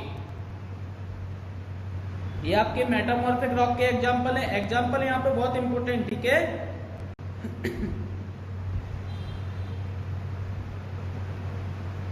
नेक्स्ट अगर आप बात करें फिजिकल क्लासिफिकेशन, तो फिजिकल क्लासिफिकेशन में स्ट्रेटिफाइड रॉक सबसे पहला आता है। स्ट्रेटिफाइड रॉक में क्या बोला कि यहाँ पे ऐसी रॉक जिसमें एक क्या होता है, एक प्लेन आपको मिलता है, स्ट्रेटिफिकेशन प्लेन मिलता है। क्लियर? कि अगर आप उस पर लोड लगा रहे हो या कुछ लगा रहे हो और वो आपकी क्या हो रही है, टूट रही है, स्प्लिट हो रही है, तो वो उसी स्ट्रेटिफिकेशन प्लेन के अलॉन्ग फेल होगी। जैसे ये आपकी रॉक है, इसमें एक स्ट्रेटिफिकेशन प्लेन ए है, तो अगर ये रॉक टूटेगी या स्प्लिट होगी तो इसी प्लेन के अलोंग क्या हो जाएगी, स्प्लिट हो जाएगी। मतलब ये वाला पोर्शन इस प्लेन के अलोंग क्या हो जाएगा, ऐसा गिर जाएगा। ठीक है, तो टूट जाना। तो यहाँ पे स्ट्रेटिफिकेशन प्लेन आपका होगा जिसके अलोंग आपकी रॉक क्या हो जाएगी, टूट के बिखर जाएगी। ऐसी रॉक को हम स्ट्रेटिफाइड रॉक बोलते हैं। और इसमें एग्जांपल्स आ जाएगा सेडिमेंट्री रॉक। एग्जांपल क्या है, सेडिमेंट्री रॉक। अब सेडिमेंट्री रॉक के जो एग्जांपल्स हैं वो आपके इसमें लाई कर सकते हैं। क्लियर? सैंड को देखा होगा, सैंड में अगर ऐसा होता है तो उसी ढेर के, जैसे सैंड सैंड का आप एक हीप बना देते हो, ढेर बना देते हो, तो वो ढेर जो आपका होता है वो कैसे गिरता है, एक प्लान के अलोंग ही आपकी सैंड जो होती है फिसलती रहती है, स्प्लिट होती रहती है, ठीक है। तो नेक्स्ट अब यहाँ पे आएगा आपका अनस्ट्रेटिफाइड। अनस्ट्रेटिफाइड मतलब ग्रेनुलर और कॉम्पैक्ट आपका स्ट्रक्चर्स, ऐसी रॉक जिसका ग्रेनुलर और कॉम्पैक्ट स्ट्रक्चर्स होता है, दैट इज अनस्ट्रेटिफाइड रॉक। क्लियर? तो इसमें एग्जांपल में इग्नियस रॉक और सेडिमेंट्री रॉक आपकी दोनों आती हैं, ठीक है। तो अनस्ट्रेटिफाइड रॉक में आप क्या बोलोगे, इग्नियस और सेडिमेंट्री रॉक, ये दोनों रॉक आपकी अनस्ट्रेटिफाइड रॉक में आती है। क्लियर? अब फॉलिएटेड रॉक क्या होती है, ऐसी रॉक जिसमें टेंडेंसी, एक आप प्रोबेबिलिटी की बात करो, टेंडेंसी होती है कि ये इस डायरेक्शन में ही टूट के गिरने वाली है। तो these rocks have the tendency to split up in a definite direction only. आपको सिर्फ पता क्या है कि एक डायरेक्शन, कि ये इस डायरेक्शन में टूट के गिरेगी, ऐसी रॉक को हम फॉलिएटेड रॉक बोलते हैं, जिसका एग्जांपल है आपका मेटामॉर्फिक। क्लियर? जैसे आपको पता है कि आपकी जो सैल चट्टानें हैं, सैल चट्टानों का जो कन्वर्जन होने वाला है वो स्लेट्स में होने वाला है, आपको एक डायरेक्शंस पता है। तो ऐसी रॉक को हम फॉलिएटेड रॉक बोलते हैं, और इसमें आपका जो एग्जांपल आता है दैट इज मेटामॉर्फिक रॉक। अब केमिकल क्लासिफिकेशन की बात करें तो यहाँ पे आता है सबसे पहले सिलिशियस रॉक। सिलिशियस रॉक मतलब कि ऐसी रॉक्स जिसमें सिलिका क्या हो, सिलिका क्या हो, उपस्थित हो, प्रीडोमिनेंट। क्लियर? आपका सिलिका पहले से मौजूद हो, ऐसी रॉक्स को हम सिलिशियस रॉक्स बोलते हैं, दैट इज ग्रेनाइट एंड क्वार्टजाइट्स। इसका एग्जांपल अगर आप देखोगे तो ग्रेनाइट एंड क्वार्टजाइट्स आपकी ये दो रॉक्स सिलिशियस रॉक्स कहलाती है। नेक्स्ट आता है आर्जिलेशियस। तो आर्जिलेशियस मतलब ऐसी रॉक्स जिसमें क्ले आपका पहले से उपस्थित हो क्या हो, क्ले आपका पहले से उपस्थित हो, ऐसी रॉक को आर्जिलेशियस बोलते हैं। क्लियर? तो इसका एग्जांपल यहाँ पे आ जाएगा आर्जिलेशियस का slates and laterites. Slates and laterites, slates and laterites. Next calcareous rock की, तो ये मैं आपको बता चुका हूं कि इसमें कैल्शियम कार्बोनेट आपका होता है, इसको आपने यूज किया था सीमेंट की मैन्युफैक्चरिंग में, और आर्जिलेशियस को भी यूज किया था। तो कैल्शियम कार्बोनेट आपका इसमें उपस्थित होता है कैलकेरियस रॉक में, और इसका एग्जांपल जो होगा limestone and marble. Limestone and marble, limestone and marble, ये आपका यहाँ पे एग्जांपल है, ठीक है। तो classification of the rocks and example of the different type of rocks आपको सभी को क्लियर है, ये आपको याद करना है, याद रखना है। यहाँ से एक या दो क्वेश्चन आपके हमेशा बनते हैं, ठीक है, क्लासिफिकेशन ऑफ द रॉक से। क्लियर है सभी को?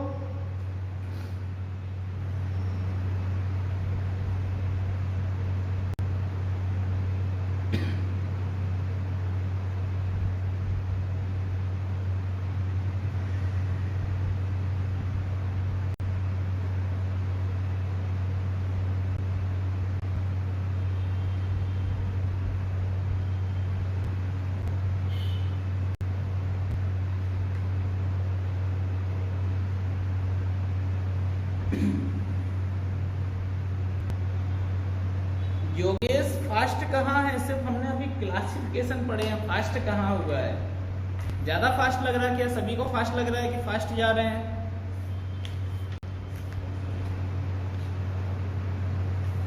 सभी को फास्ट लग रहा है क्या?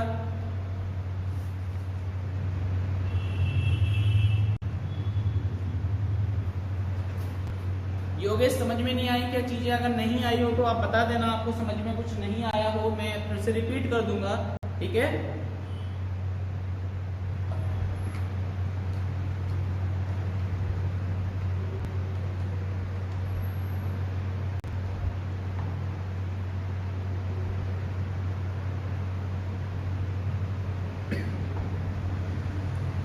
बाकी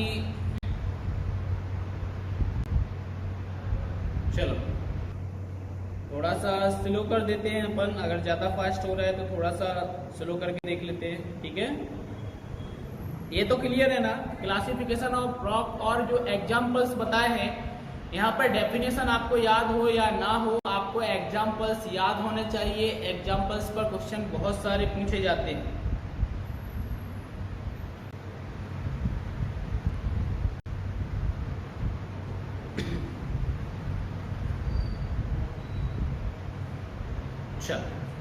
नेक्स्ट स्टार्ट करते हैं। स्टोन क्वायरिंग, हेडिंग डालना स्टोन क्वायरिंग।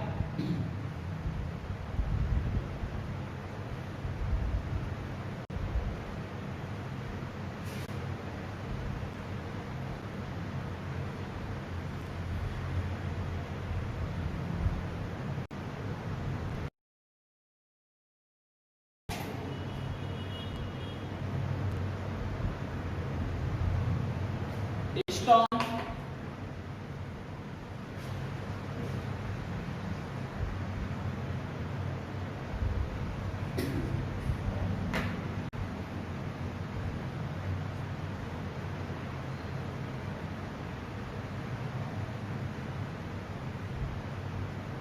नेक्स्ट है आपका स्टोन क्वायरिंग। क्लियर? तो द प्रोसेस, अब स्टोन क्वायरिंग क्या कहलाता है? क्वायरिंग क्लियर, इंपॉर्टेंट यहाँ पे क्वायरिंग वर्ड है आपका। स्टोन तो आप जानते हो क्या कहलाता है। तो taken out stone from natural rock bed, natural जो आपका रॉक का बेड होता है उससे स्टोन को निकालने की जो आपकी प्रोसेस होती है उसको आप क्वायरिंग के नाम से जानते हो। क्लियर? तो क्वायरिंग मतलब क्या होता है आपका? Process of taken out, process of taken out stone from natural rock bed, natural rock bed known as quarrying, उसको आप quarrying बोलते हो। क्लियर? इसमें जो टर्म आपकी क्वायरिंग की बात कर रहा हूं, तो यहाँ पे जो आपका एक टर्म है क्वायरी। क्वायरी जो टर्म यहाँ पे होती है इसको यूज किया जाता है इंडिकेट करने के लिए। क्लियर? अब क्या इंडिकेट करने के लिए यूज किया जाता है? Exposed surface of natural rock. Clear? Exposed surface of quarry use to indicate exposed surface of natural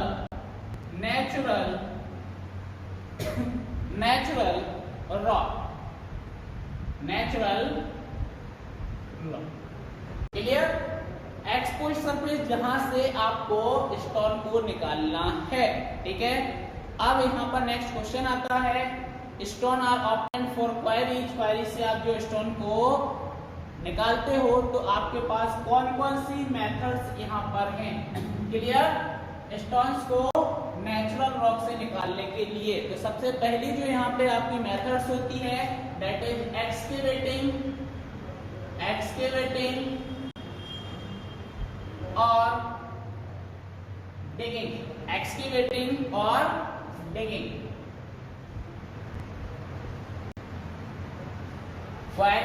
enquiring में सबसे पहले जो मेथड्स है दैट इज एक्सकेवेटिंग और डिगिंग।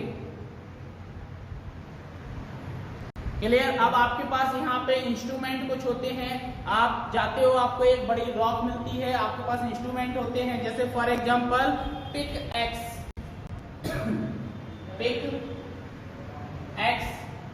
क्लियर? नेक्स्ट आपके पास अगर मैं बोलूं हैमर, आपके पास एक इंस्ट्रूमेंट हैमर है। सॉवल्स आपके पास है। क्लियर? एंड क्या है? चीजल्स। क्लियर? तो मोस्टली अगर एक पत्थर आपको मिलता है, पत्थर को कैसे फोड़ते हो? छेनी हथौड़े से। तो यहाँ पर ये आपको मोस्टली इंस्ट्रूमेंट रहते हैं। तो आप क्या करते हो, जो आपकी चट्टान होती है, नेचुरल चट्टान जो होती है, वहां पे जाते हो और वहां पे आप hammer, chisels, shovels and pickaxe की मदद से उसको एक्सकेवेट करते हो, उसको डिग करते हो और स्टोन को बाहर निकालते हो। Clear? That is the excavating और digging method for stone quarrying. ठीक है। नेक्स्ट यहाँ पे आती है हीटिंग मेथड। नेक्स्ट आपकी क्या आती है? हीटिंग मेथड आपकी आती है। अब हीटिंग मेथड में क्या होता है कि जो रॉक आपकी होती है, क्या होती है, जो नेचुरल रॉक आपकी होती है, तो उसकी टॉप सरफेस को हम हीटेड, गर्म कर देते हैं। क्लियर? तो in this method top surface of rock is heated. Clear? Top surface of rock is heated. आप इस मेथड में टॉप सरफेस को क्या कर दोगे? हीट कर दोगे, गर्म कर दोगे। ड्यू टू अनइक्वल एक्सपांशन, अब आप हीट करोगे तो क्या होगा? अनइक्वल एक्सपांशन आपकी रॉक में होगा, तो जो अपर लेयर हो जाएगी वो सेपरेट आउट हो जाएगी। ऊपर वाली लेयर नेचुरल बेड से क्या होगी? सेपरेट आउट होगी और उसको आप पिक एक्स एंड क्रोवर्स की मदद से क्या कर लोगे? रिमूव कर दोगे। That is the heating process of enquiring. Clear? यह आपकी क्या कहलाती है? हीटिंग प्रोसेस कहलाती है। तो पहला पॉइंट आपने इसमें लिखा था, in this method top surface of rock is heated. Second point आपका यहाँ पे हो जाएगा, due to unequal expansion the upper layer of rock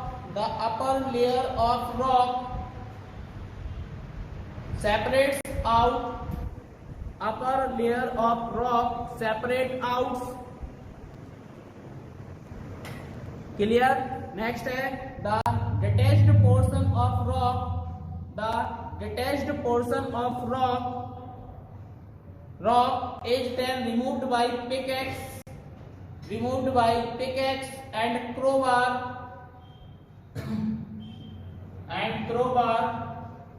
etc। तो ये आपकी हीटिंग प्रोसेस हो गई है। नेक्स्ट आपका होता है वेजिंग। वेजिंग क्या होता है वो देखते हैं।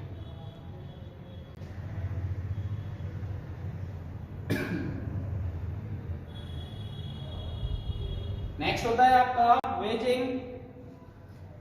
In this method the rock surface content crack और fissures। यहाँ पे आपको वेजिंग में क्या करना है कि आपकी जो रॉक होती है उसमें नेचुरल क्रैक्स और फिशर्स आपकी क्या होते हैं?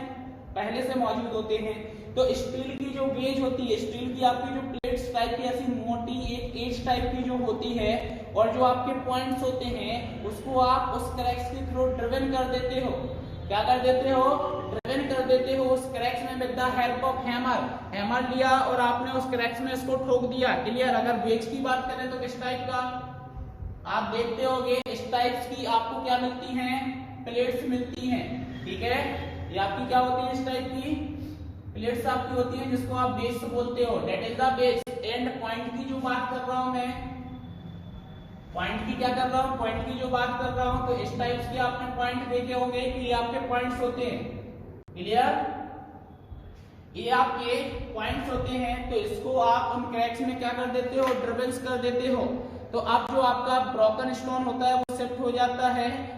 क्या हो जाता है? थोड़ा सा शिफ्ट हो जाता है, गैप बढ़ेगा, क्रैक्स बढ़ेगा, सेपरेट आउट वहां से होगा। ठीक है? तो with the help of suitable instrument आप उस सेपरेट पार्ट को क्या कर लोगे?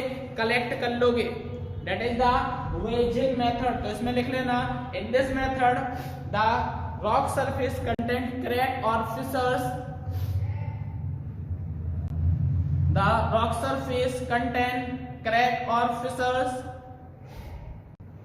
द स्टील वेज और पॉइंट्स, द स्टील वेज और पॉइंट। क्लियर? ये आपका यहाँ पे पॉइंट है, ये जो डायग्राम बना दैट इज द पॉइंट, और ये आपका जो बना हुआ है ये क्या है? आपका वेज।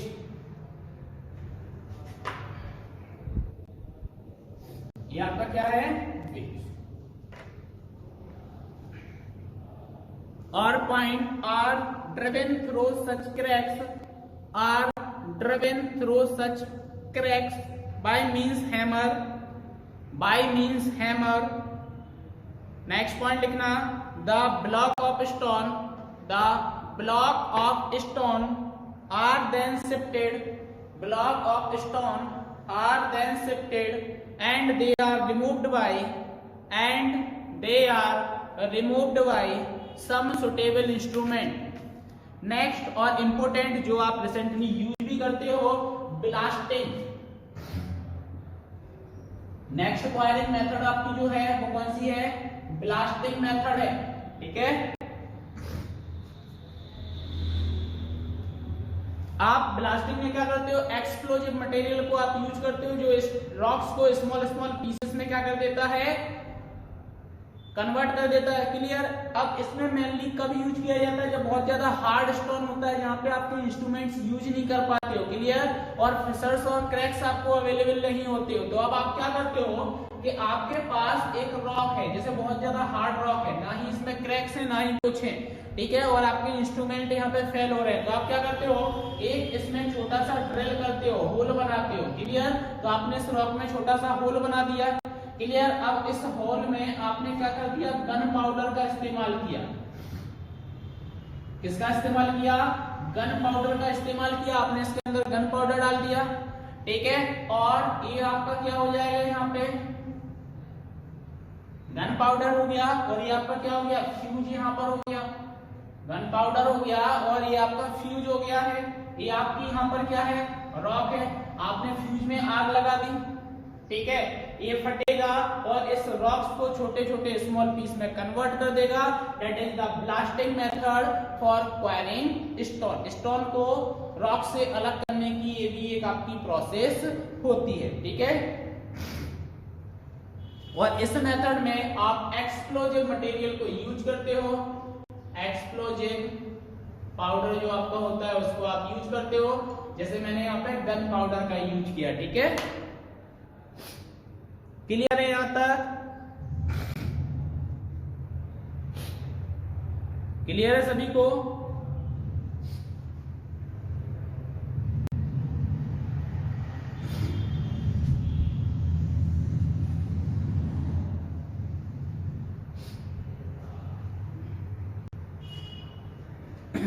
तो नेक्स्ट हेडिंग लेना, characteristics of good building stone. Characteristics of good building stone.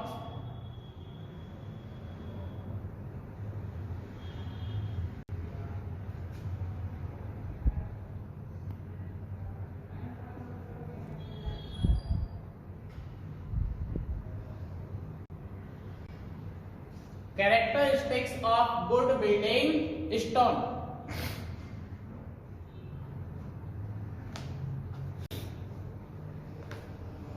Clear. तो गुड बिल्डिंग स्टोन के लिए सबसे पहली जो कैरेक्टरिस्टिक्स आपकी यहाँ पे आती है दैट इज क्रशिंग स्ट्रेंथ. देखो अभी टेस्ट हम बाद में पढ़ेंगे कि क्रशिंग टेस्ट कैसे किया जाता है.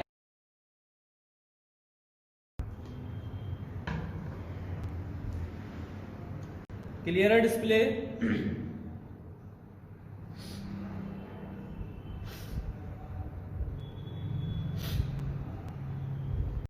डिस्प्ले क्लियर है सभी को?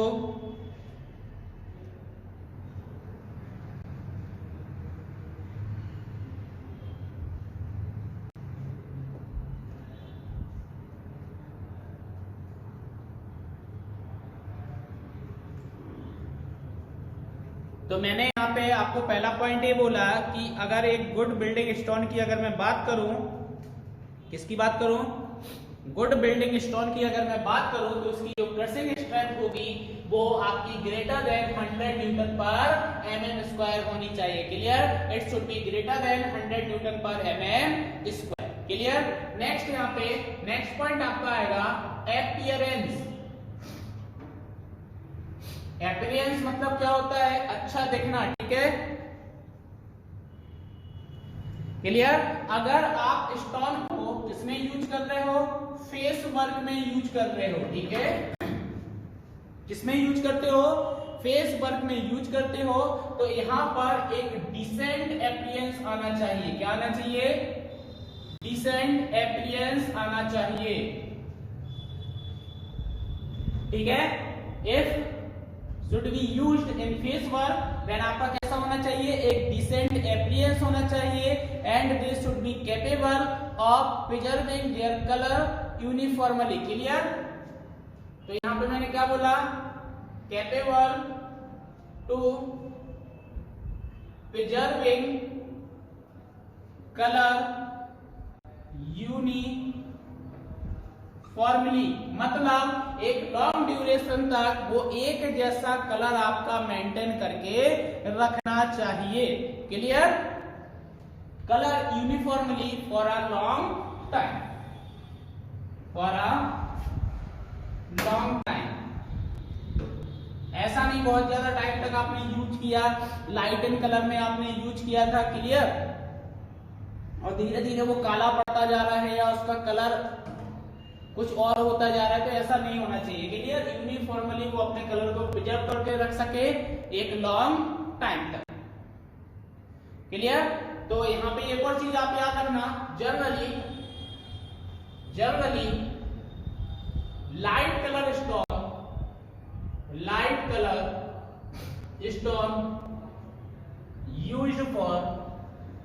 used for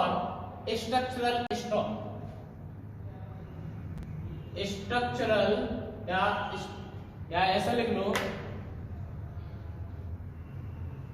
structure. क्लियर?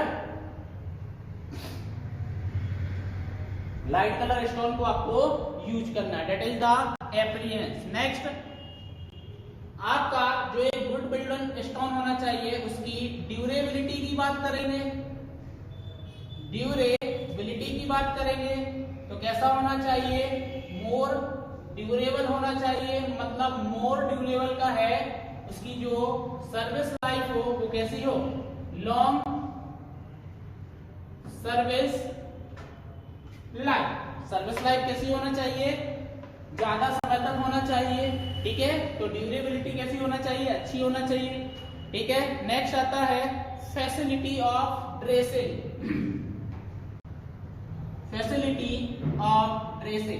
तो यहाँ पे याद रखना, स्टार्टिंग में हमने एक पॉइंट पढ़ा था कि आपका जो स्टोन होता है उसका कोई भी डेफिनाइट शेप एंड स्ट्रक्चर नहीं होता है।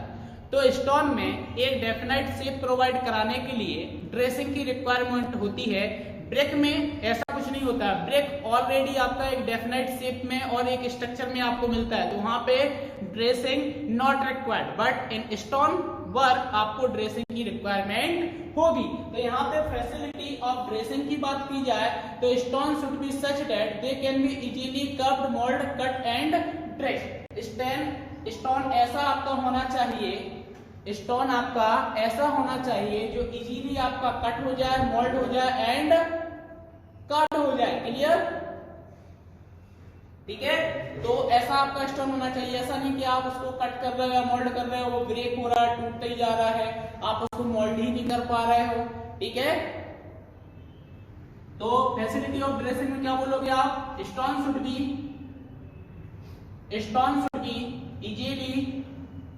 Easily curved, mould and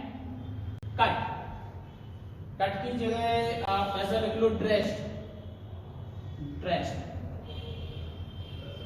and dressed.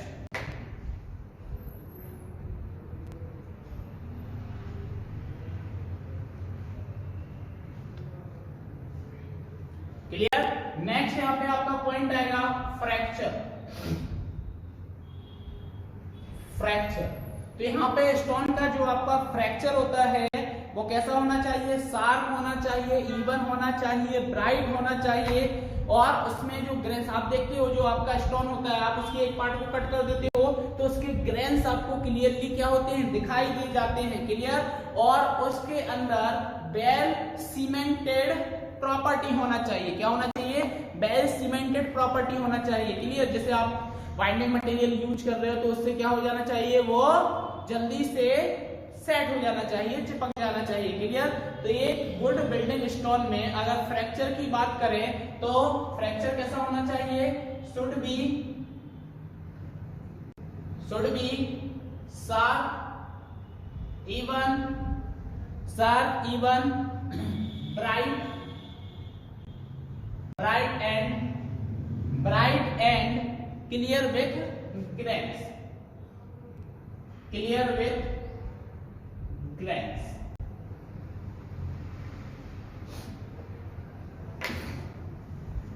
Next अब यहाँ पे हार्डनेस की बात करें। नेक्स्ट एक बिल्डिंग स्टोन के लिए आप नेक्स्ट पॉइंट कौन सा रखोगे? हार्डनेस। तो हार्डनेस के लिए आप यहाँ पे टेस्ट करोगे, तो टेस्ट हम आगे पढ़ने वाले हैं कि स्टोन के लिए आप कौन सा यहाँ पे टेस्ट करते हो। क्लियर? यहाँ पे हम वैल्यू की बात करते हैं। गुड बिल्डिंग स्टोन के लिए आपकी कितनी हार्डनेस वैल्यू होना चाहिए? तो हार्डनेस में यहाँ पे कोफिशिएंट्स में आप मेजर करते हो, कोफिशिएंट ऑफ हार्डनेस के फॉर्म में आप वैल्यू को लेते हो। क्लियर? तो कोफिशिएंट ऑफ हार्डनेस जो आपका होगा क्या होगा? कोफिशिएंट ऑफ हार्डनेस आपका जो होगा, अगर इसकी वैल्यू ग्रेटर देन है 17 से, तो आप ऐसे स्टोन को रोड वर्क में यूज करते हो। इसमें यूज करते हो रोड वर्क में आप यूज करोगे अगर कोफिशिएंट ऑफ हार्डनेस आपका ग्रेटर देन 17 से होता है। क्लियर?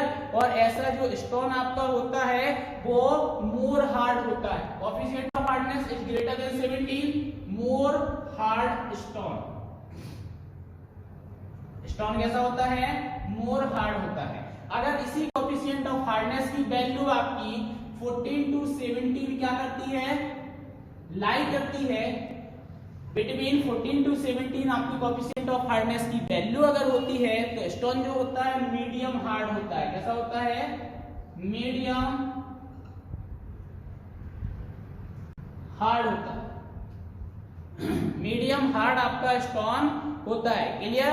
नेक्स्ट आता है कि अगर आपका जो कोफिशिएंट ऑफ हार्डनेस है उसकी वैल्यू लेस देन 14 हो जाती है, 14 से अगर कम कोफिशिएंट ऑफ हार्डनेस होता है, तो लेस हार्ड आपका स्टोन होता है। कैसा होता है?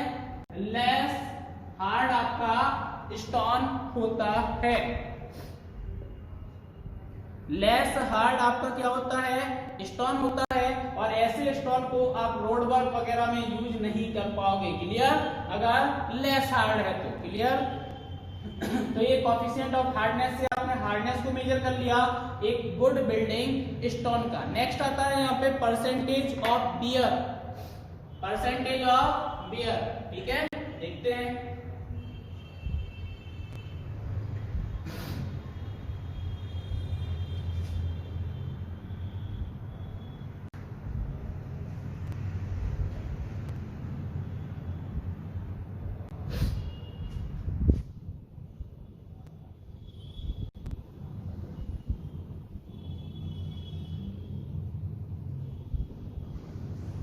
नेक्स्ट है आपका परसेंटेज ऑफ बियर। तो परसेंटेज ऑफ बियर को अगर आपको मेजर करना है तो इसके लिए आपके पास एट्रिशन टेस्ट होता है। कौन सा टेस्ट होता है? एट्रिशन टेस्ट आपके पास होता है। ठीक है? तो with the help of attrition test आप क्या मेजर करते हो? Percentage of the wear measure करते हो। क्लियर? तो परसेंटेज ऑफ द बियर जो आपका होगा, if more than 3% the stone not satisfactory. Clear? तो अगर 3% से ज्यादा हुआ तो स्टोन ज्यादा सेटिस्फैक्टरी आपके लिए नहीं है। तो यहाँ पे इंपोर्टेंट क्या है कि परसेंटेज ऑफ बियर जो है आपका गुड बिल्डिंग स्टोन के लिए कितना होना चाहिए? लेस देन 3% होना चाहिए। कितना होना चाहिए? लेस देन 3% होना चाहिए या इसके इक्वल होना चाहिए। तो आप बोल सकते हो कि आपका जो स्टोन है वो कैसा है? एक गुड बिल्डिंग स्टोन है। क्लियर? तो ये परसेंटेज ऑफ बियर हो गया और ये फाइंड आउट किया with the help of attrition test. आगे पढ़ेंगे एट्रिशन टेस्ट को आपको कैसे करना है, इसकी प्रोसीजर क्या होगी। नेक्स्ट होगा आपका यहाँ पे सीजनिंग। नेक्स्ट पॉइंट क्या है आपका? सीजनिंग। सीजनिंग मतलब यहाँ पे नेचुरल मॉइस्चर कंटेंट की बात की जा रही है। ठीक है? तो जब आप स्टोन को एक बिल्डिंग में पुट कर रहे होगे तब वो क्या होना चाहिए? वेल सीजन्ड होना चाहिए। तो ऐसा बोलोगे एक गुड बिल्डिंग स्टोन आपका कैसा होना चाहिए? वेल सीजन्ड आपका होना चाहिए। Well seasoned before putting to use. Before putting to use. करने के पहले आपको उसको वेल सीजन्ड करना पड़ेगा। नेक्स्ट है आपका स्पेसिफिक ग्रेविटी। स्पेसिफिक ग्रेविटी, तो स्टोन की जो आपकी स्पेसिफिक ग्रेविटी होती है कितनी होती है? Should be greater than 2.7। Specific gravity for good building stone is greater then 2.7। 2.7 से आपकी क्या होनी चाहिए? ज्यादा होनी चाहिए। नेक्स्ट है आपका टेक्सचर।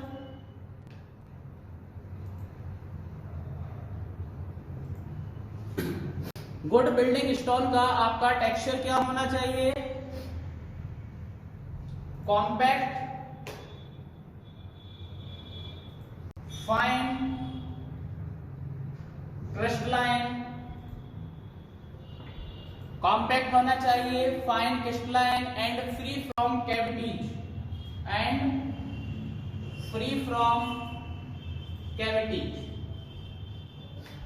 तो टेक्सचर आपका कैसा होगा? एक गुड बिल्डिंग स्टोन का कॉम्पैक्ट होगा, फाइन क्रिस्टलाइन होगा, free from cavity and cracks भी जोड़ सकते हो आप, कैविटी एंड क्रैक्स। तो ये गुड बिल्डिंग स्टोन का आपका क्या होना चाहिए? टेक्सचर होना चाहिए। नेक्स्ट आता है यहाँ पे टफनेस। नेक्स्ट आता है आपका टफनेस। तो टफनेस की वैल्यू आप कैसे देखते हो? टफनेस इंडेक्स के थ्रू देखते हो।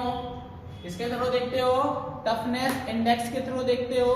तो the value of the toughness index should be greater than और equal to 90। Clear?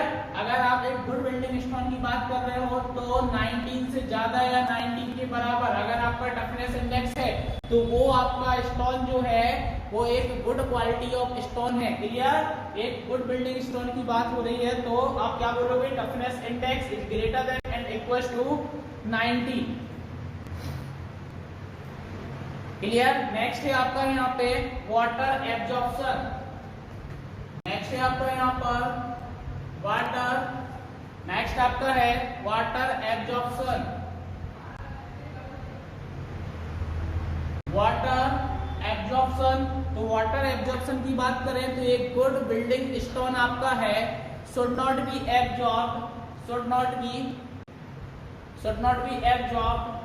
greater than 0.6 या 0.6 बाई वेट। अगर 24 आवर्स के लिए आप स्टोन को वाटर के अंदर रखते हो, उसके बाद आप 24 आवर्स बाद बाहर निकालते हो तो अपने वेट से 0.6% से ज्यादा उसको वाटर एब्जॉर्ब नहीं करना चाहिए। ठीक है?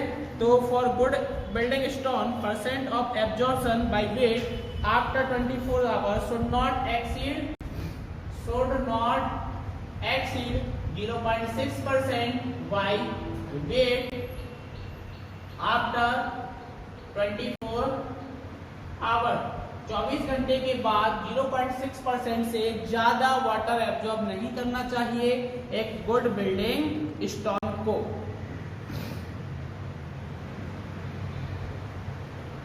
क्लियर है? क्लियर है सभी को? Characteristics of good building stone आप सभी को एक गुड बिल्डिंग स्टोन की जो प्रॉपर्टी है वो क्लियर है?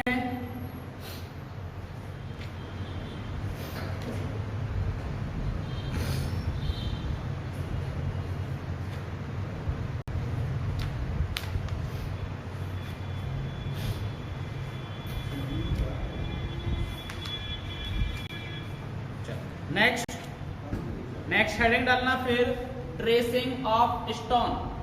नेक्स्ट हेडिंग डालना आप tracing of stone.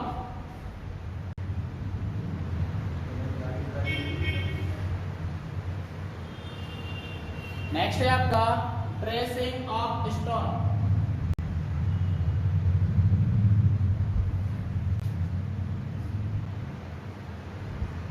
Tracing of stone, देखो ट्रेसिंग ऑफ स्टोन आपका क्या कहलाता है? कि जब आपने स्टोन को क्वाइट कर लिया है, मतलब एक नेचुरल रॉक से आपने उसको टेकन आउट निकाल लिया है, तो इसके बाद आप उसको रिक्वायर्ड साइज में जो कट करते हो, मोल्ड करते हो, ड्रेस्ड करते हो, इस प्रोसेस को आप ड्रेसिंग बोलते हो। क्लियर? क्या बोलते हो? ड्रेसिंग आप बोलते हो। तो लिख लेना, the stone after being quarried, आपने जो पढ़ा था, the stone after being quarried are cut into required size with suitable surface, required size with suitable surface. This process is known as dressing of stone. Clear? अब इसका objective क्या है? Clear? Dressing of stone का objective क्या है? Clear? तो objective आपका सबसे पहला यहाँ पे है कि गिव द डिजायर्ड अपीयरेंस। आपका जो स्टोन है वो अच्छा दिखना चाहिए, एक डिजायर्ड अपीयरेंस यहाँ पर आप प्रोवाइड कराते हो ड्रेसिंग के थ्रू। क्लियर? अब जैसे बाय द ब्लास्टिंग प्रोसेस आपने स्मॉल पीस, अब स्मॉल पीसेस की बात कर रहा हूं, तो स्मॉल पीसेस ऐसा नहीं छोटे छोटे पीसेस में आपके बढ़ गया है, बहुत बड़ा पीस निकलेगा, तो उसको अब आपको ट्रांसपोर्ट करना है। तो ट्रांसपोर्ट कैसे करोगे? तो आपने उसको और ड्रेसिंग के थ्रू स्मॉल पीस में कट कर दिया। तो सेकेंड ऑब्जेक्ट क्या है? To make the transport from quarry easy. Clear? To make the transport from query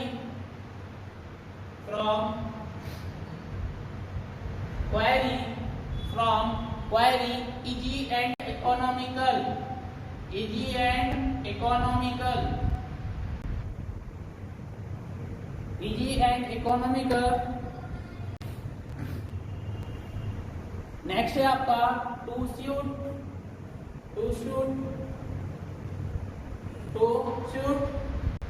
the requirement of stone masonry. To suit the requirement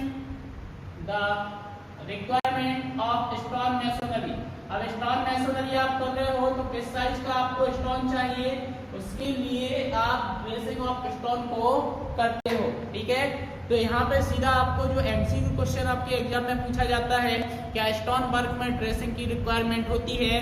तो यस, यहाँ पर आपको स्टोन की ड्रेसिंग करने की जरूरत है। क्यों? क्योंकि स्टोन का कोई भी डेफिनेट शेप एंड स्ट्रक्चर नहीं होता है।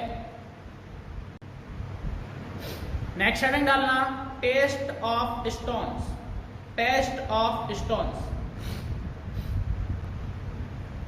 For the preparation of GATE, Central and State Assistant Engineer and Junior Engineers exams, subscribe the channel Navigate Institute now.